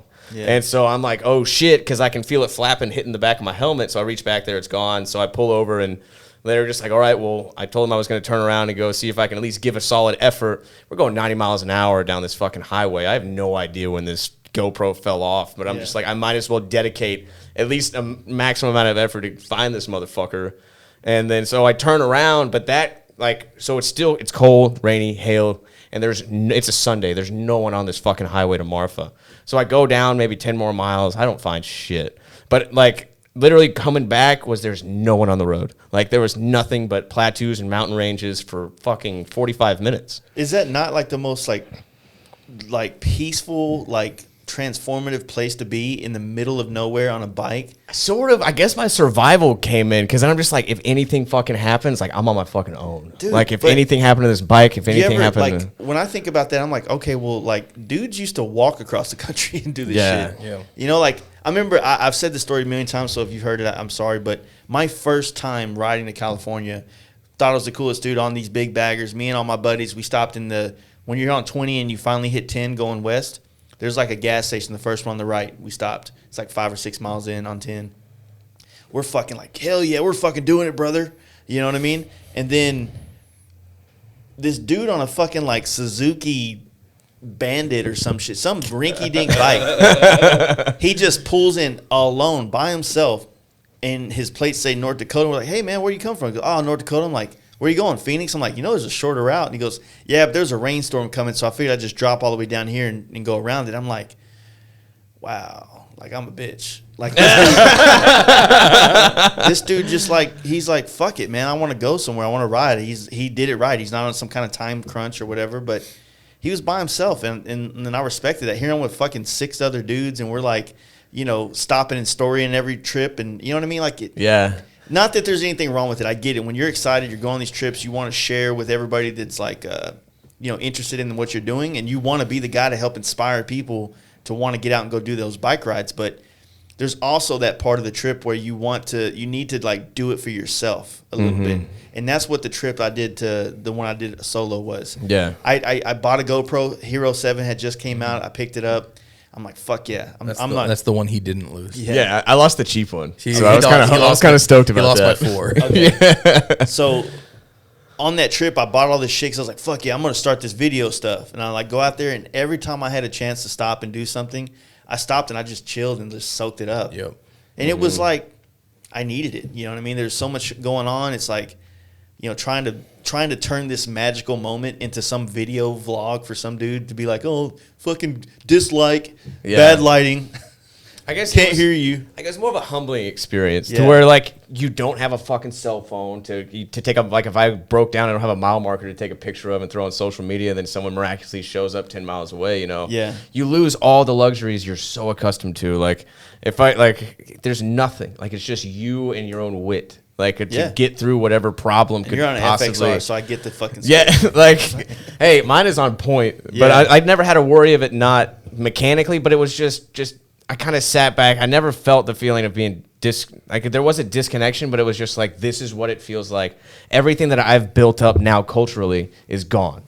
So like all this fucking cell phones, like all this fucking, just what everybody has, like swipe left and right bullshit, like. You did nothing. Like you are left to your own devices. If anything happened to you at this moment in time in between Terlingua and Marfa, then like your own whatever you learned in the 34 years I've been on this earth is what's going to get me to Marfa after this. Not anything that was given to me by some like technological advance or anything like that. Like that's what humbled me, and that's what I mean. I'm sure. Then again, when I go there again, like it'll feel good. But well, there's something to that, man. Like I said, it does humble you. It makes you you're much more aware. Like. I like to look at it whenever I'm doing those kind of cross-country trips. I've only done like 2 or 3 by myself. Mm-hmm. And I say cross-country, I mean like from here somewhere, another time zone or whatever. Yeah, I mean, Texas is Texas too. I mean, you can go to fucking go driving to Dallas is like going to a different state. It's cross-country. Yeah. So, but the thing about it though, man, is like when you're out there and you're alone, you are kind of getting stripped of all those luxuries. I'm worried. There's always that, but man, like it just feels like you finally get in touch with yourself in a way. Mm-hmm. Like it feels like you're really stripping away everything that's more of a distraction in your life for things, and you can really start to think about your life and who you are and where you're going and are you on the right path? Are you an asshole to everybody? Like you're just alone out there and you're just thinking about shit and you're just I need it. It's almost like a real reset button for a biker. Just get out there, go on a long trip by yourself. Yeah. Go stay in a hotel by yourself. Go to a small ass town in the middle of nowhere by yourself. That shit's sketchy. Yeah.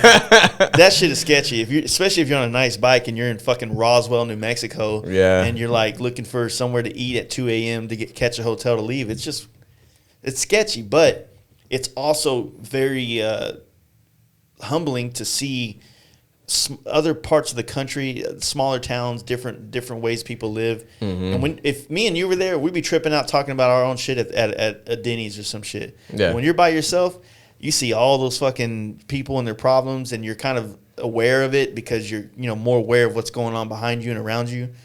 It's just another perspective at life, honestly.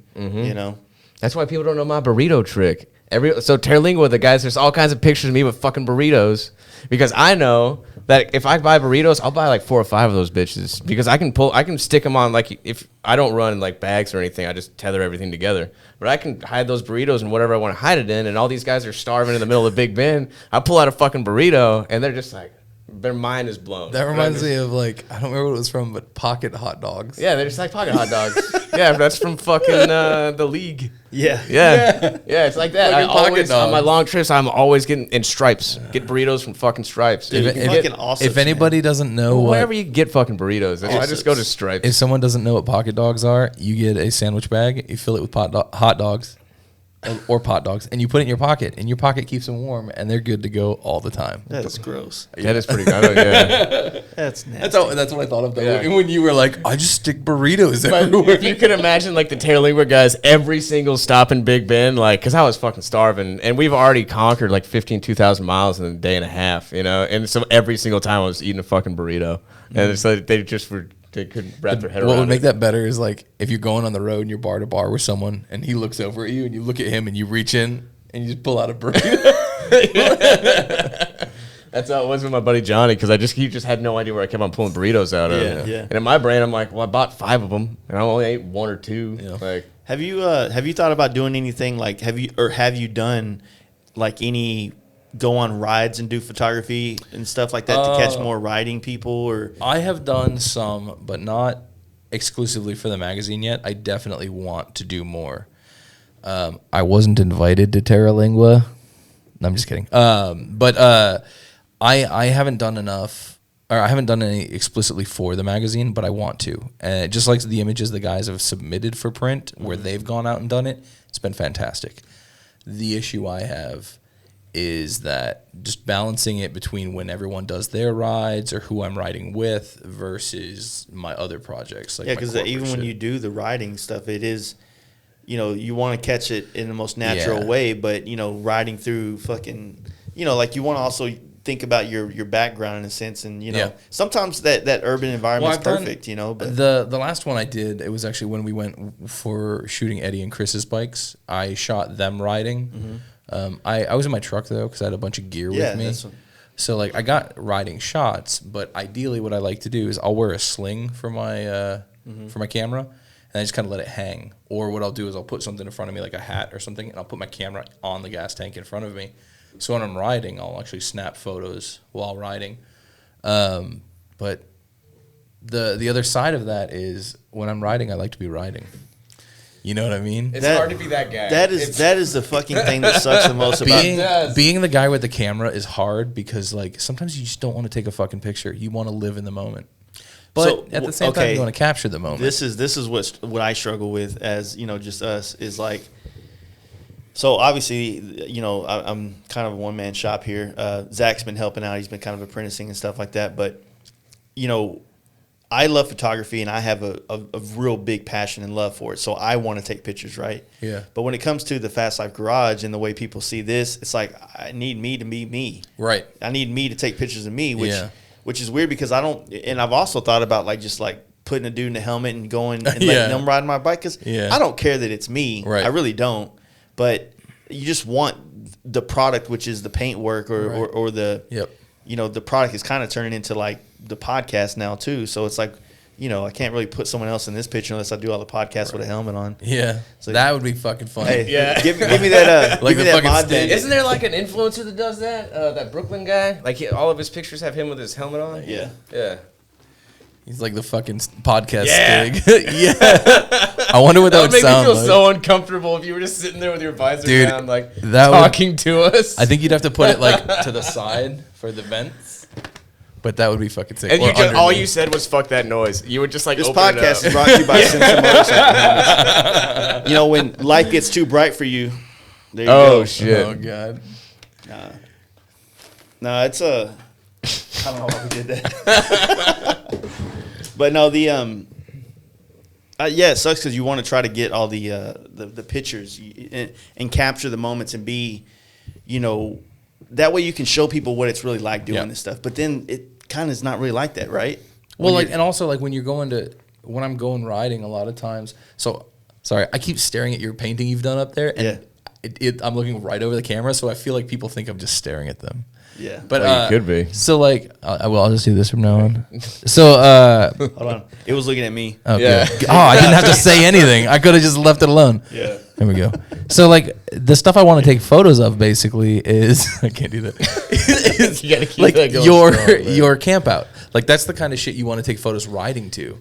You know? Yeah, and like, that and I plan on doing a lot of photography at the camp out, but I'm going to put myself in that position to be the guy Right. capturing other people, and because I really want this camp out to be about the other people going. So at that setting, I'm totally cool being the guy behind Yeah. the camera and just showing people the people showing up, Yep, right? yeah. And but yeah, there's just that weird kind of thing that you deal with, you know, like trying to show a natural thing that becomes a little unnatural as soon as you introduce a camera. well, they have the yeah. I mean, there's the observer effect. Dude, so I don't know if I've talked about this much on the podcast, but What is the observer effect? The observer effect is everything, including atoms, behave differently when being observed. true.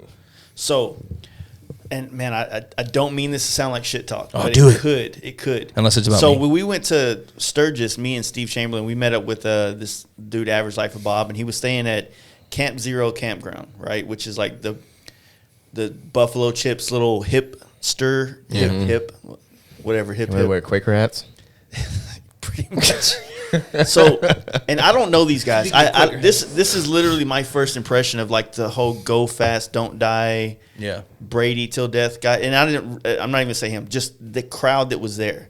We're sitting around a campfire, and campfires are my shit. I'm down for it. Yeah. So everybody's sitting around a campfire, and nobody's talking to each other. Everybody's on their phone, and everybody has a DSLR. Oh, yay. And I'm like, so where are you guys from? And they're like, just in the Instagram. Like they just like Right. we're at a campfire, man. Just fucking like meet people that are different. Yeah.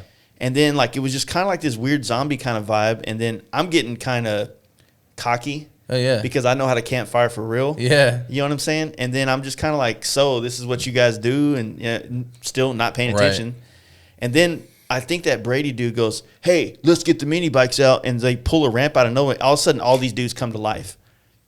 They're just, now let the cameras come up from the waist. Yeah, dude. And so they portrayed Right. this like hip, fun, free shit. Yeah. But it wasn't like that at the beginning. At least that's my perspective. And Right. I mean no disrespect if that's not how they were. But first impression, Yeah. I'm like, you guys were doing this for Instagram and not like showing there- who you really are. There has been some confusing ass shit like that I've dealt with. I was doing a shoot with a chick in Houston, just doing like some fashion stuff. And so we're shooting away, and I'm trying to get these shots, and we're doing like we're doing natural light outdoor fashion work. Yeah. And so I'm trying to get very specific type of lighting with the sun. And so we're shooting. The whole time we're not actually taking pictures. She's on her fucking phone. She's like Instagramming and Snapchatting and like posting just like selfies like constantly. And I was like, this bitch and I have no connection. These photos are going to be garbage. I just want to go fucking home. Yeah. Like, I don't want to deal with this bullshit. It's a waste of my goddamn time. The photos came out pretty bomb, if I do say so. Yeah. But, you know, because I'm pretty good at my job. So afterwards, like, I thought nothing of it. I was like, this chick and I had no connection. We'll probably never work together again. And then, like, a week later, she called me, like, just on the phone, which is, first off, is weird. No, don't call me. Second off, she's like a young chick. Also, don't call me. So, like, she calls me. I will ruin my life for you. She was like, she's like, hey, you got a minute? I was like, yeah. She's like, sorry, I had a really bad experience today with another photographer, and I just felt like you and I connected so well. I wanted to talk to you. And I was like, the fuck are you talking about? You were on your phone all goddamn day. Yeah. Like, we barely talked. But, dude, I don't know. The life some people live, it's just they're so revolved around that, they think it's normal. Yeah. Like, I went to the Thrice concert in Houston last week. I think it was last week. And all when these... you were supposed to be here? No, That's that was different. No. Yeah. Oh, sorry, Jace. I'm moving. So, like, we're there, and, like, I get it. Cell phones are a big part of life. Fucking put it up, snap a photo, put it away, enjoy the show. Yeah. Be there. But these people are constantly just on their fucking phones filming it. Yeah, like in you're ever. the It's front. like watching. It's like, dude, it's like filming fucking fireworks. Yeah. Are you ever gonna watch that? Exactly. I told him, I was like, first off, no one's going to want to watch that shit on your phone. Second, if you're live streaming it, if you had friends, they'd be with you. Yeah. They wouldn't be watching on Facebook. And so, like, Now, if you're doing a UFC event, thanks. well, all right, what he said, what he said is, like, if you're gonna do it, like, put it somewhere not front row, so you're not in front of me or someone else. Like, if you're gonna stand off to the side and you're not blocking people's view, I don't care. Cool, live your life. But if you're obscuring someone else's view and ruining their experience or bringing it down, that's fucked up. Yeah.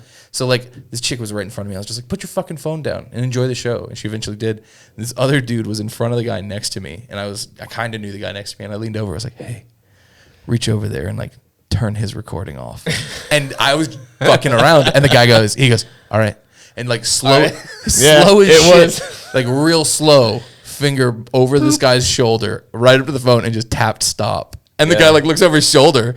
And he's just like, put your phone away. So there was already a level of guilt set up with people recording it, you know? It's just like, it was so funny. And the kid put his phone away and didn't bring it back out. And like, that's, Well, I don't know, man. it is kind of getting to that point where we have to try to, like, teach people how to be in the moment with things. You know what I mean? Like, I understand wanting to capture memories. And if you want to take a snapshot of the show, if you want to bring your phone out real quick, get a photo of your favorite artist, cool. I don't mind that. Just don't leave it up. Don't get... Well, so in that same context, right? Trying to capture the memory, you're actually not. You're trying to capture. Right. You're trying too hard. You're not paying attention. Yeah. It's thank you. Yeah. So, like, if you're going to music, especially depending on what kind it is or whatever it is to you, right? Yeah. When you're hearing it, that's being in the moment. How it makes you feel when you hear it. Exactly. Yeah. Yes. Being right here, trying to get a good shot of Right. whoever it is singing, like that's you trying to show the world that you are into this. Yeah. And what did you say about it earlier? You said it's like... Oh, he said it's like getting a Harley shirt from a dealership. You just want the world to know you're there. Oh, no. Like, you don't care about being there. You just social media started up with the fucking Hard Rock Cafe shirts with Cancun. Sorry, not Harley. You know, because all these people, the Senior Frogs, all these, like, Hard Rock Cafe put destinations on all their T-shirts so people can say, hey, I've been there. And this is literally that on such a mega pedestal of the internet. But because God damn it. The thought of wanting to tell people you've done something is already in our mind. We've been dealing with it. It's just in a different platform. Before it was T-shirts. That was the only way we can tell people we've been to, fucking Hard Rock. Or someone we know's been there. And they got it from a Goodwill or anything. Dude, you been to Vietnam? Yeah. Yep. That's why whoever originally bought that shirt, that's why they bought it. To go back home and tell people I was in Zurich or I was here and they bought a T-shirt from there. Well, I do it like... I mean, I buy shirts when I travel too, or like we buy them for people as gifts. Yeah. But if I go to a concert, I'm just gonna be like, bro, I went to this concert. It was fucking sick. You shouldn't have been at work. And it's like, it's so many, like, we're now the generation that's looking at younger people saying, oh, well, I don't understand why they do things. Like, because, like, in me, I think the moment's changed. I think Snapchat is probably the worst thing. Snapchat freaks me out. I'm not on Snapchat. Dude, like, no. Just the concept of it is like people just put their phone up and snap air just to write something to somebody. Like, dude, text the motherfucker. Yeah. Like, what the fuck? Like, at least Instagram had the audacity to, like, try to make a photo presentable so the world can see. This shit is like laziness 2.0. It's like, Snap. It's like blurry, or it's like you're like, you know what I mean? Like that shit. It's so impractical, impersonal, and just it like, why? I don't even want it. Like, fuck that. You know what I mean? Like, I use stories on Instagram, which is pretty much what Snapchat is, right? To just try to, like, show people shit that's not really necessarily worthy of flooding someone's timeline. It's not worth a full post. Yeah. It's just a little bit of engagement. Let you know I'm still alive. Hey, this is what we're doing. This is the process of this paint job. I'm not going to spend all day taking 8 photos of the process of doing an airbrush job on a helmet and waste it on not necessarily waste it, but just like it's being respectful of the people's attention that they are giving you. Yeah. And putting something out there that's worth listening to, visually seeing, and Snapchat just seems, I don't know, it just seems gross. Yes, that's why. Yeah, that's why I don't mess like Snapchat.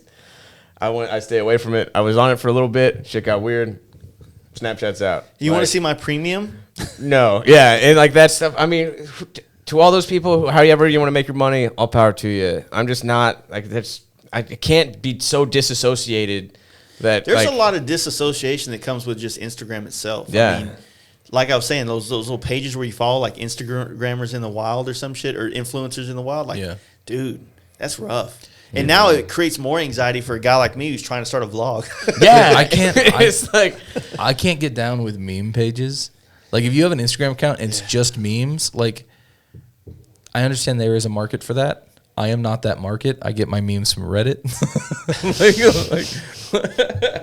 I don't know, man. It's just weird. Like to me, Instagram is because I was there at the beginning because I'm a fucking hipster. I was there first, right? So it was about posting your artwork or your photos or you're creating an artistic look into your life. Yeah, and when you're just posting memes, you're like, cool, man. You're collecting shit from the internet and reposting it. Like, that's just not for me. I'm not gonna hate it. It'd be different if they were making it. So this Yeah. this is a perspective I wanted to. You guys followed like Dynamite Crew, right?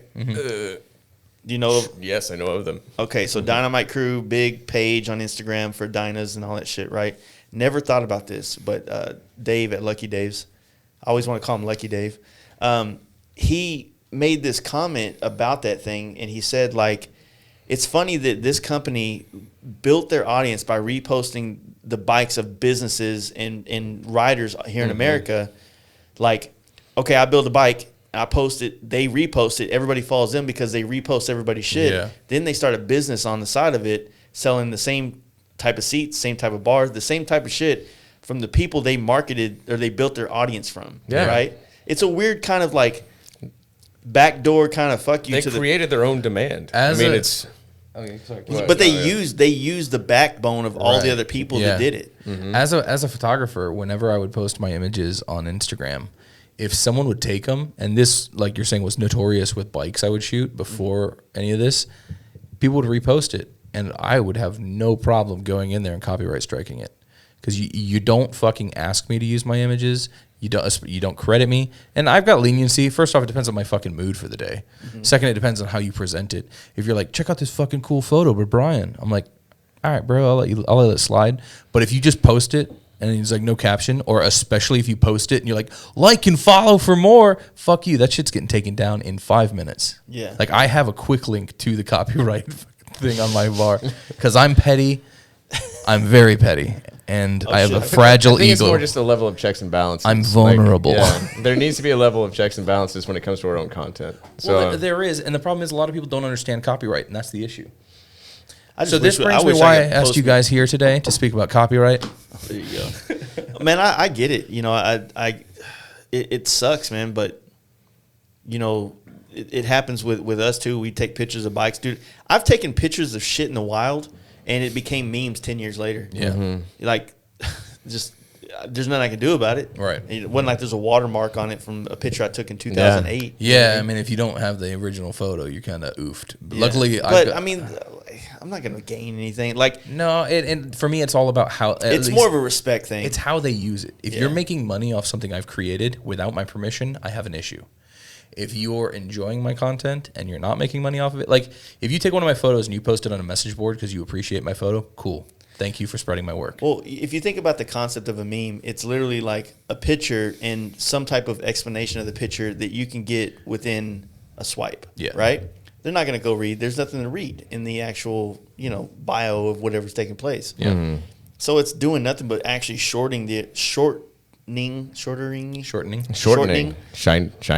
Yeah. It's shortening the attention span to where people don't have time to see this picture that we curated or we created through something and, some half-ass write-up that's trying to explain to you where our head is or whatever. If you follow us to understand, oh, this guy looks interesting or this chick does cool shit or something, right? So wouldn't you think that, like, if you have the ability to follow them, you would care about what they got to say about this image that they posted that made you stop and look at the image. Yeah. You know, and it's just like I don't know. Like it kind of, like I said, when we did that podcast with Tim O'Keefe, that was kind of the thing. I was like over it.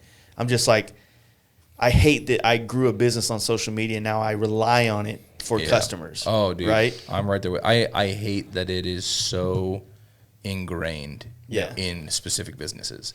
I rarely post on my own personal Instagram. Dude, I never do. Because it's only my work. It's only work photos, and I'll go months in between posting. And I have terrible engagement. I've got like 6,500 followers, and I was like, I'm good with that. Good enough. Yeah. Like, I used to just not care. Like, with the FXRs of HTX page, I have had to learn. It was a steep learning curve over just because I've Don, another guy who does the social media stuff. I didn't even know that I can track, all the analytics. And so I set it up like that, and then just opening up the analytics just completely blew my mind over, because I thought I was doing like, people want to see this, people want to see that, but it's kind of like with the experience with Hellbent Crew and everything, like you'll post like something that's actually like a rad fucking bike, and then the one that hits the most is the fact we fucking forgot to tie down one of the bikes in our trailer and went to Nitty Gritty and it fucking fell over, and that was one of our top hit fucking pictures was a fell over chopper because we were fucking idiots, you know. Just like that's what people wanted. And then like what I'm trying to do with the FXRs of HTX page is kind of connect that rider with their bike and stuff. And I've had a couple of them where people are like, okay, that's cool, but I don't know if they're reading the small little stints that I put down, or I don't know if they're really doing that. Is it getting a ton of attention that these Dynaholics and everything with a lot of these repost things, or like what are people? I guess I'm finding it difficult. I think the evolution of the repost page has become what you guys have done, and what like the Dyna Crews all across the nation have been is about creating more of a local scene. Yes, it's about a local presence, and that's one thing that I think it might not have been the purpose when it started, but I think it's evolved that way.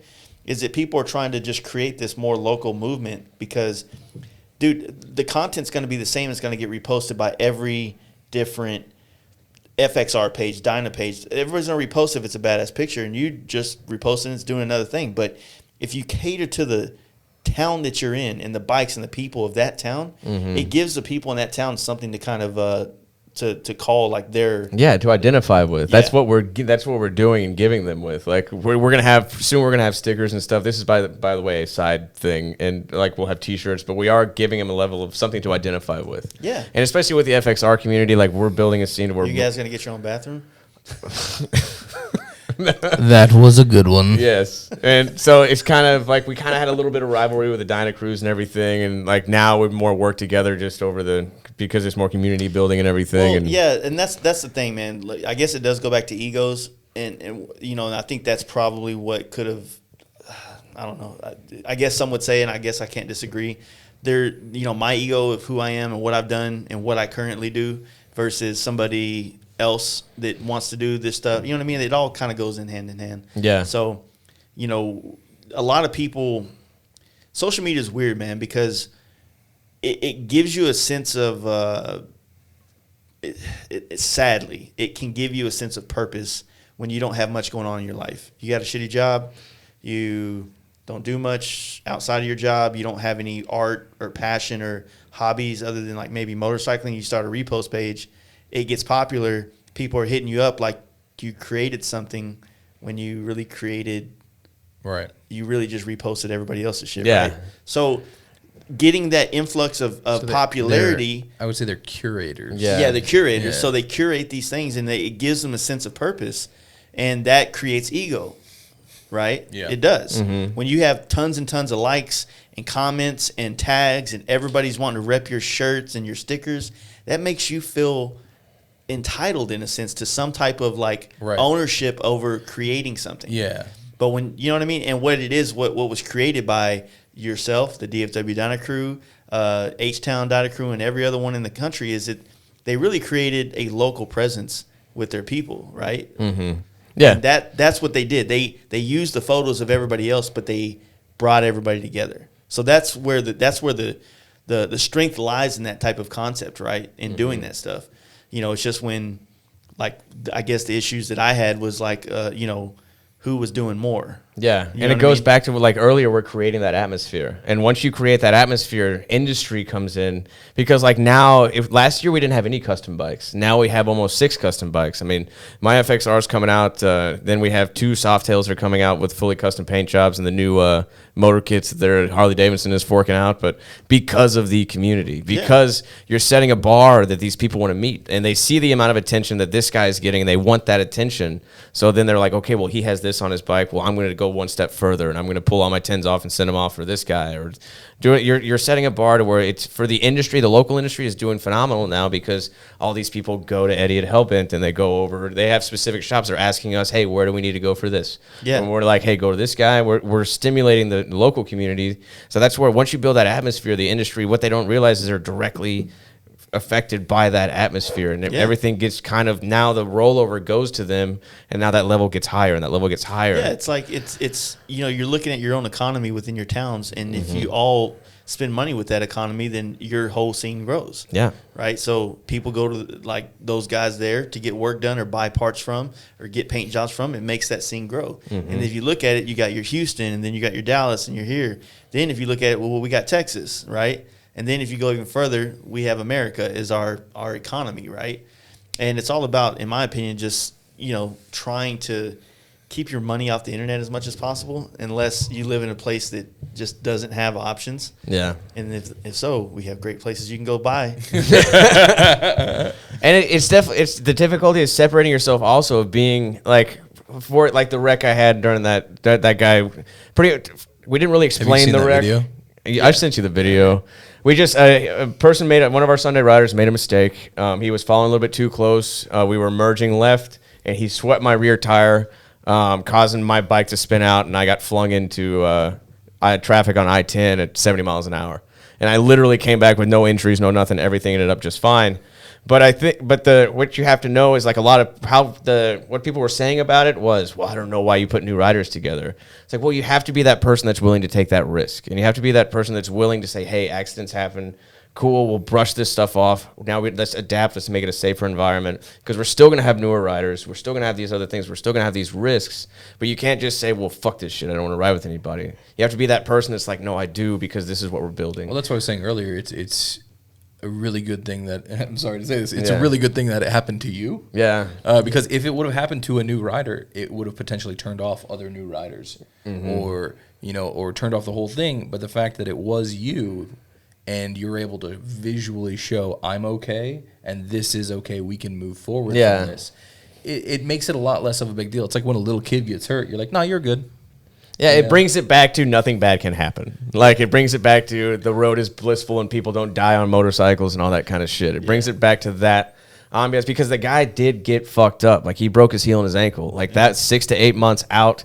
I mean, even talking to him on the phone, I could tell that he's shooken up. Like, it's his first motorcycle accident. These are risks that we have to undertake on the road, and it's just how you handle them afterwards. Like, that could have completely killed the whole Sunday Ride vibe and completely killed the community for a while. Or killed me. Yeah. I would have been sad. So, but it's looking at it at a thing, okay, you can't just say, I don't want to ride next to new people. You got to be that person that wants to. Yeah. You got to be that person that's like, hey, no, that goes over to the guy that's, feeling out of place. That's not feeling like he's connected. Get to know him, and then connect him with people that, his personality can relate to. Yeah. So because it's really a big part of, especially what you guys are doing, is trying to be inclusive and less divisive. Because even, I think like a year ago, the scenes were, even when we came up and I met you, when we came to T-Bar Tuesday, things were still quite divisive between the groups. Yeah, I mean, and trust me, like, I definitely played a part in that. You know what I mean? Being divisive or inclusive? Yeah. No, I mean, there's the part of me that's like, I try to explain this to people when it comes to these bike nights. It's like, because I'm an industry guy, but motorcycles are my hobby, they expect something different. It seems like they expect something different from me at a bike night. Yeah. I'm just going to be a drunk asshole. Oh, yeah. I'm going to be that guy, because this is my have fun, Yeah. not care about work. I want to be around people that understand that I just want to be around. Well, I would think if they want you to be a personality at the bike night, they need to explicitly state. The most people don't. Like, No, I know, So, I know. like, most people that come to bike nights, they wouldn't be. But every other week or so we get this one straggler that'll come in that's like nerding the fuck out, and it's weird. Oh yeah. You know what I mean? Yeah, and it's okay. weird. And it's I like, gotcha. and I don't know how to handle it because it's not something I deal with very much. I'm not fucking Carrie Hart. You know what I mean? Just tell him you're me, and I'll get another follower. We'll be good. No, so what happened? Like there's that part. So I like the fact of being able to escape from things. You know what I Right. mean? Yep. And the bike night was that for us. And then things took place that were they have nothing to do with me, but because my name was the Fast Life Garage, I got roped up into it because I was the easy thing to point at, and I'm also the easy thing to get riled up and very passionate about everything I do and say and think and whatnot. But I'm also the first dude to tell anybody I was wrong. I didn't see it that way. I fucked up, and that's the other thing about all that stuff. I did start. When I created the bike night, it was to be inclusive. It was, and it did that. But after a while, all that inclusiveness created more trauma for my life. Yeah. And so I really wanted what was the other one? Divisiveness of it. It's such big words. I just wanted to, like it's fucking tough. You know what I mean? It was just a pain in the ass having to, no, I don't know. I hate talking about it. 8, right? Huh? You guys had that Anvil 8 batch and everything. I mean, they had it. I didn't. It's pretty inclusive. I didn't necessarily buy in. I mean, the guy that started all that stuff. I mean, that dude. He's a really great friend of mine, and for him, I'll always be a part of that stuff. But realistically, man, like, unfortunately, friends for me tend to come and go. You know what I mean? Like, I've always looked at it like this, and it could be because I'm a big dick. I don't have one, but I'm just an asshole, right? Yeah. Because but yeah. what I notice with me a lot is that I'm kind of doing the same shit I was doing a couple years ago. I work my ass off. I'm here at the shop. I ride bikes. I ride across country. Mm-hmm. When I get vacation, it's going across country. And people want to do that. And once they do it once, maybe twice, they're over it, right? Well, I'm still doing that next year. Yeah. And when you start doing other things, then our paths start to go their own way. I'm still going. I'm the basic bitch doing the same shit every year, just changing the route, right? Some people come into the bike thing, they want to do this, they're all about it, and then they get married or they decide they want to do other things, and it starts changing their perspectives of what they want to do. I'm still just trying to figure out the next road to go down that I haven't tried yet. The next experience. That doesn't change for me, right? But other people's lives change, and when it does, it makes it hard for me to continue that relationship the way that it was originally when we were doing the same shit together, right? I've always said that, like, a lot of people pick their friends out of convenience. Oh yeah. You know what I mean? Like, you end up working next to them. They end up being a neighbor. They end up being someone that's convenient to you. That guy that you were real good friends with that moved across town, like, you don't see him that much anymore. It's not convenient. Yeah. You know what I mean? It sucks, but it's like that ugly truth that takes place a lot. Yeah. You know?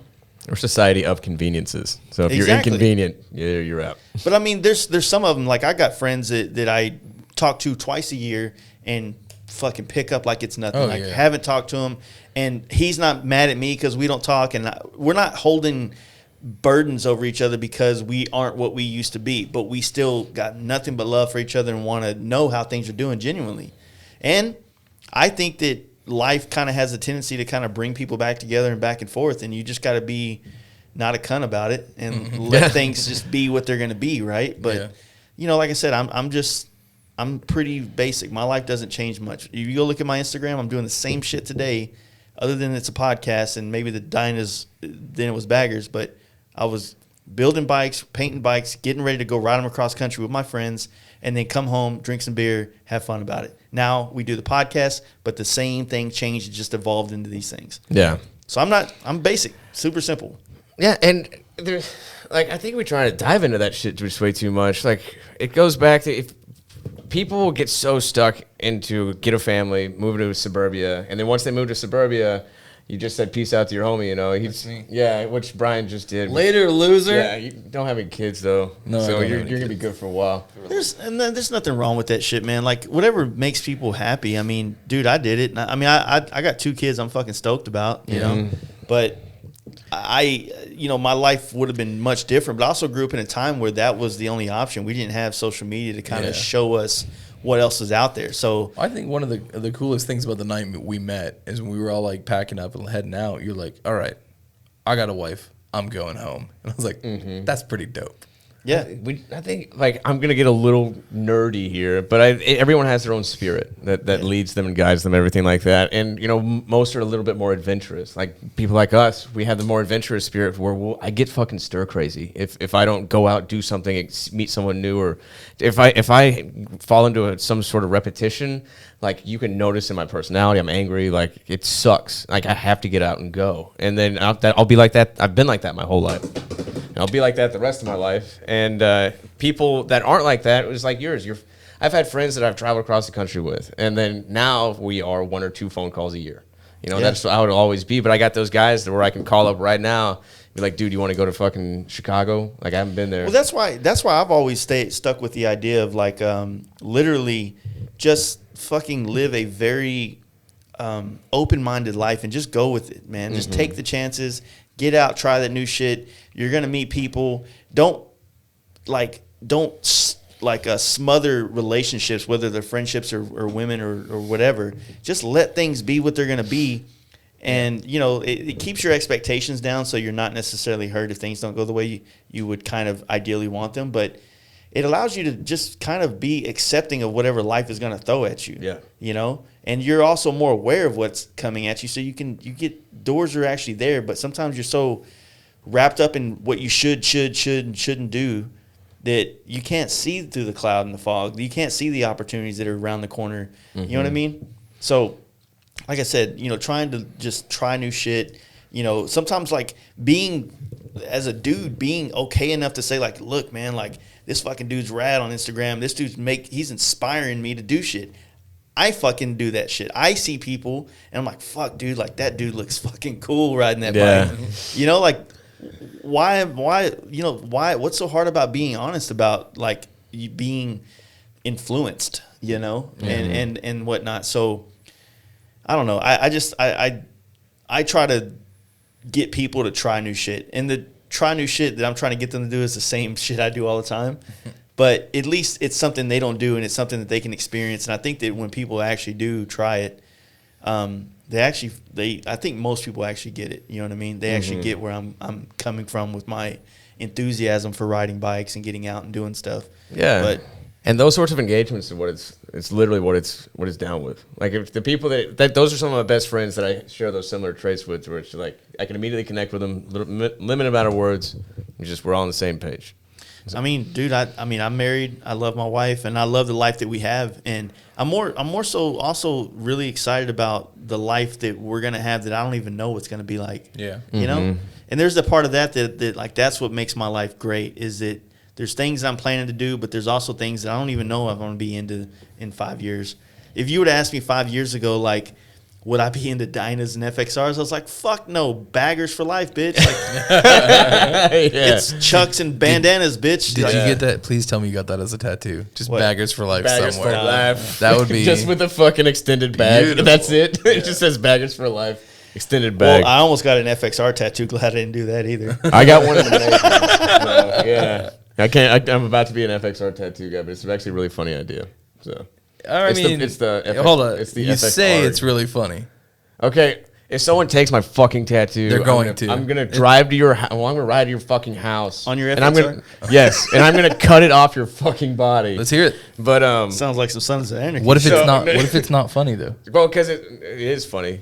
All right, a lot of build up. Killing my fucking story Let's here. hear it. So okay, better so be it's gonna be a amazing. fucking pirate riding an FXR with the with peg legs for everything. So like kind of the Family Guy fisherman with peg legs, and he's gonna be popping a willy on an FXR with a pirate flag, and it's gonna say FXR.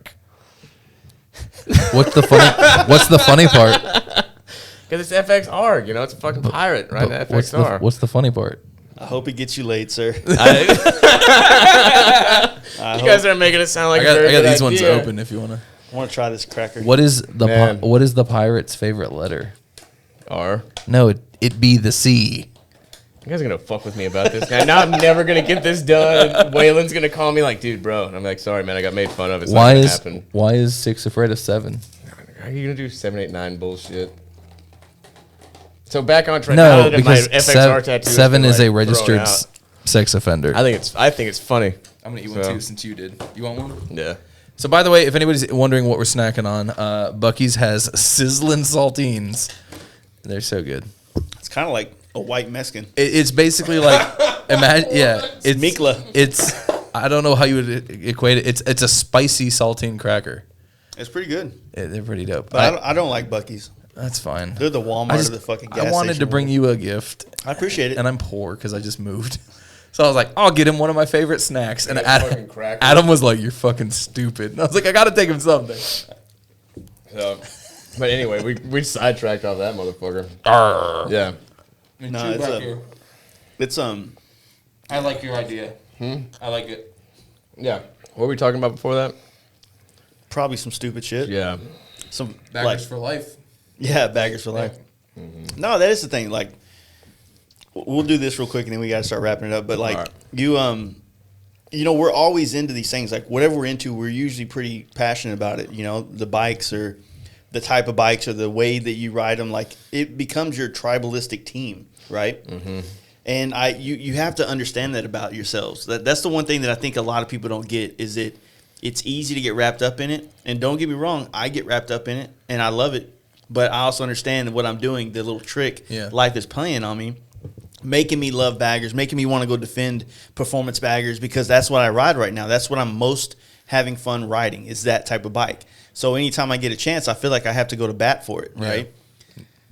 Well, it's like do I have to though? I mean, can I just like ride the bike and have a good time? Well, yeah. You also don't want to get complacent in life. Like you want to be open to new things, like you're saying, and it's adapt or die kind of thing. Like you need improvise, adapt, overcome is a saying that's been drilled. Prior service dudes. Yeah. So like, if you don't adapt with life, like you're gonna get left behind. Yeah. And so if you stick to the same thing all the time, like you're saying you're into the same shit you have been for years, but you're adapting. The podcast is a new version. Well, yeah. So what changes like is the vessel for the exactly. So I like doing this, but I get to change aspects of life that make the experience different. Right. And like you said earlier that, you know, like you'll ride anything that brings you joy. You know, and you're not sticking with one bike, and that's the fantastic way to do it. Like, I started on like basically like a little fucking Japanese cruiser, and I built that up, and that was dope. And then I got a Harley Road King, and I fucking love it. And now I'm building a chopper. I want to build an FXR or a dyno one day. I want to do all kinds of shit. I want it all. You know? Mm-hmm. Yeah, like he has a Evo chat with Paco frame in the garage right now. It's not a Paco, it's a lead sled. Oh. Get in the comments. You in this fucking comments, man. Nobody's in the comments. I know, it's the dumbest joke. But no, it's a 95 or 96 fucking Sportster Evo. And man, I'm building it to what I envision a chopper to be. Like it is, everything on it is fully custom. For the most part. Yeah. Well, you know, there's that weird thing, and I hate saying this because I know there's a lot of people out there, and I guess in some way I also the saltines are in my mouth. I also kind of identify this way at times. Yeah. Is that you know, when you see stuff online, it kind of like it kind of pushes your direction of how you want to do your bike, maybe the style of bike you want to do. Yeah. And you know, I think a lot of people, that's how a lot of us get our inspiration nowadays because social media, there's so much out there, right? But I think that a lot of people just kind of stop at that, like, oh, I got to get this look, I got to look like this, and then there's nothing else there. You know what I mean? That's kind of that's why one reason I like to rag on him about FXRs is you buy an FXR and you're like, I'm gonna trick this bitch out to be the baddest thing it can, and then you and everyone else have essentially the same bike because you've all followed the formula. Same could be said with the chopper scene. Yes, 100%. Same could be said with all bikes. But we all is that a crazy Frank fender? You know, everyone's using similar lines and and so it comes back to like, don't follow the formula. Like, do what you like to do. So FXR mic this bitch up. Yeah, that's very good. Yeah, you could do that. Love you, Mike. I'm very much like purpose. Like my R4 is more. Well, what you're doing on your bike is going to determine how you build your bike. So I think that I know that people rode choppers across country, but I think it was way more glorified as a photography setup and a videography setup than actual people doing it. Right, what they're called, right? You know what I mean? Like, don't get me wrong. I know people have done it 100%, and I'm not trying to discredit all the people that's ridden bikes across country. But it's definitely a more gloried thing that you've seen take place. And so if you actually ride bikes across country a lot, you know, you kind of start setting it up to be more user friendly on the road. Right. You know, Yeah. like I said, Danger Dan, 100%. Rigid chopper, taking it out there. I mean, he is, you know, the exact opposite of what I just said. Yeah. So they are out there, but I just think that the majority of people were looking at it online, and you got to think like most of these people, like I'm saying, it's like them. It's like a lot of these, like the majority of the chopper culture was always in SoCal, where these dudes can ride 10 miles down the road and look like they're in a different terrain and look like they're riding across country when they just are going to Cook's Corner. You know what I mean? Mm-hmm. Then they could go to Baja, Mexico. Oh, yeah, congratulations. You rode real far, buddy. Yeah. You know, it's like I keep telling all my dudes out there, I was like, hey, ride to Texas, bro. Yeah. I mean, You'll be in Texas forever. Yeah, for 14 hours before you get over to Houston, but what's up? just go somewhere different, man. Like you're kind of, they're spoiled, right? Yeah. I'm a hating ass bitch right now. Oh, Yeah, no, I'm but I get jumping it. on that Yeah. hate train. Fuck you guys. Because, I mean, In your tiny states. you kind of want to... It is Go kinda west. fucking states. Dudes out east going, yeah, we cross fucking state lines. It's like, dude, it's right there. You can throw a football Yeah. across I mean, it. when I went to San Antonio, your fucking state line. Yeah, we fucking drove 4 hours to be here today. Yeah. Technically 3.5. Dude, that's the other big thing is I've been driving. I think because you text me, like originally when we talked about doing this podcast, you're like, hey, man, you still want to do the podcast? I'm like, yeah. You go, when you going to be in Houston? I'm like, I'm not coming to Houston. No, you were just like, no, you said something about if I only had a podcast booth or something. Or if I only had a podcast studio in Yeah. Dallas. I was like, well, touche. So that's kind of the weird thing is like, you know, I guess because I have traveled so much through this podcast, I'm still going to have to. Mm-hmm. There's like this like imaginary ring that I'm placing around Dallas that it's like, look, if you can't make this effort, maybe the podcast is for you, man. Yeah. I get it. Like I can't, even though it is so cheap to fly here, you know what I mean, from anywhere in the country. You know, so it's like all these businesses like, hey, you're gonna be in fucking, you know, Spokane, Washington soon. Shout out to homie from Spokane. Yeah. No, I'm not ever going to be there for any reason other than maybe passing through one day, and I'm not going to stop to do a podcast there. Like, you know, like help me out, man. You know what I mean? I think the biggest issue of like coming up here is for us. The biggest hurdle is whose truck do we take, or do we ride bikes? Both of our trucks are incredibly Both of our expired. trucks, the registration is expired. Last time, This is 2 years though. Mine's only 1 year. Is it? No, it's like a year and a half. Yours is old. Priorities, right? It's got a magazine though. Yeah, fucking registration. Hey, my motorcycle's registered for the first time. Yeah. Like one of the times we made a trip when I met you that night when we got home, on the way back to Houston the next morning, my fucking timing system in my truck blew up. Oh yeah. And so like, Should have got a Lexus, dude. oh man, it was just, so it's been a struggle. So I told him, I was like, hey, just so you know, if the truck dies, it'll be okay. I can fix it. So like, What were we up here for? Was that the T-bars, Texas Hills? yeah. Y'all were you brought the tent set up and y'all were like T-bar selling. Tuesday. Yeah, that was fucking- that so fucking night. we did like 3 different cities in 2 nights. My truck towing the trailer each time. Yeah. And like just something happened. That I think my truck towed a couple of them. Not Not while that I you're was there. there. I think I was in Michigan when you did that. But because like I got the best gas mileage and my truck's super cool. All right, so tell everybody about the magazine, right. where to find it. So one of the best ways to find it is on Instagram at Gasroots Mag. There's a link on there to the shop. If you want to pick up a copy, there are a couple of shops that have them in stock. But the easiest way, go onto the online web store on my awful website, and I will mail you a copy directly the next morning, assuming mail runs that day. Yes. Can you sign mine before you leave? Yeah, for sure, Yeah. dude. Can That'd you be cool. sign? And we are working on the website to make it more user friendly. If anybody, I'm technically a certified UX, UI, and developer, but I don't have fucking time. So if anybody wants to help with the website, hit me up. I'll see what I can pay you because I'm poor. But I think it's more we're working on the website. We're getting all that stuff taken care of.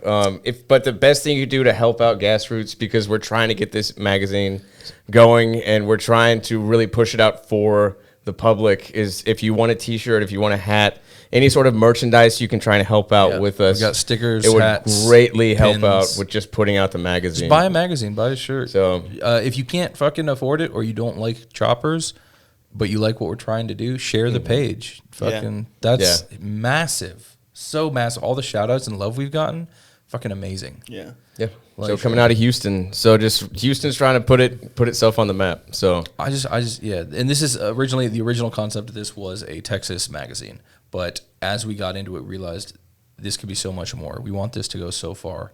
That's why I'm so stoked people have been ordering from overseas.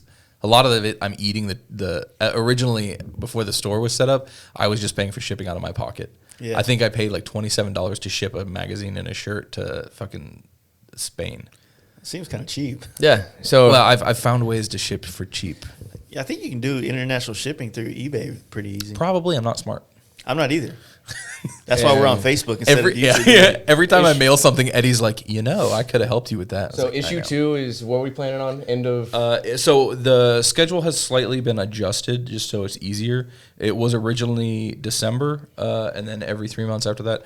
It is now January, and then April. So the next issue will be end of this month, and then July, and then October. And Yeah, so just- it's quarterly, and it's going to continue on that.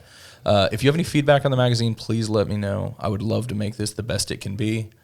and that's at Grassroots Mag. So if you shoot a message to the Instagram, it will be read and it will be replied to. I'm on that more Yeah. than I'm on any other So- social media. So fucking That's all that matters. slide in my Yeah. DMs. Wink, wink, nudge, nudge. Yeah, and if you're at all curious with the Houston scene, it's at FXRs of HTX. Shoot us a follow over there. We got a bunch of stuff coming down this year, rides, all kinds of good Is stuff. it FXRs underscore of Yeah, underscore with HTX? underscores in it. So FXRs of underscore of all that shit. There's They'll figure it underscores out. between each Yeah, word. That's yeah. what he's trying to There say. are words in it. So You guys are really struggling with those Fuck, underscores. man. That's why you don't do social it. media, man. You just do grassroots. Run Mag. on words. I didn't have Run internet on as a words. kid. It's true, man. XX yeah, so at working with it. XX HTX XX Yeah, cool, man. 420. All right. Just blaze. Well, thank you guys for coming up Dude, here. thanks Yeah, so thank much you for for having having us. Hopefully, more people will follow suit. And Dude, this shit's dope. If anybody's interested, I'm gonna fucking highly recommend not only checking out the podcast but being on it. If Jace will have you, if you pay him enough money, he'll let you come drink his beer. done. Thank Peace. Yo, thank you guys for checking this out. I had a great time talking to these dudes. If you want to, man, go check out the video. It's a good time, and I think we're getting that kind of polished a little bit and moving forward with that kind of stuff. But thank you guys for checking this out. And also, if you please go check out our sponsors, SimpsonMotorcycleHelmets.com, TeamDreamRides.com, BigBearPerformance.com, PaintHuffer.com, FastLife12 for 10% off, ShopTmax.com, Lexan-Moto.com, FastLife for 15% off your order, and my dude BoostedBrad.com, FastLife at checkout to save yourself 5%. Once again, don't forget we will be camping out, having a good time. Thursday, April 23rd through Sunday the 26th. Come out, ride from all over the country, make friends, understand all these different people that are on this podcast and why, the non-industry people, why they come on so much, because they do rad shit. So come meet Steve Chamberlain, meet, Mark, whatever. Just come out, have a good time. I want to thank you guys for joining us. We will be back again. I think we'll be doing a live podcast Friday with my homies, Big Will Cody and friends, who are two of the guys that did the Cali road trip with us. We'll be talking about the Fast Life Campout and some of the experiences these dudes had coming. Big Will Cody became a great friend of mine and the rest of us guys by coming to the campout. So stay tuned for that. We'll be live on Facebook or on YouTube or Facebook. I don't know which one yet, on Friday. And then, of course, that audio will be out next Monday. So check that out. And, you guys have a good week. And, yeah, peace. See you later.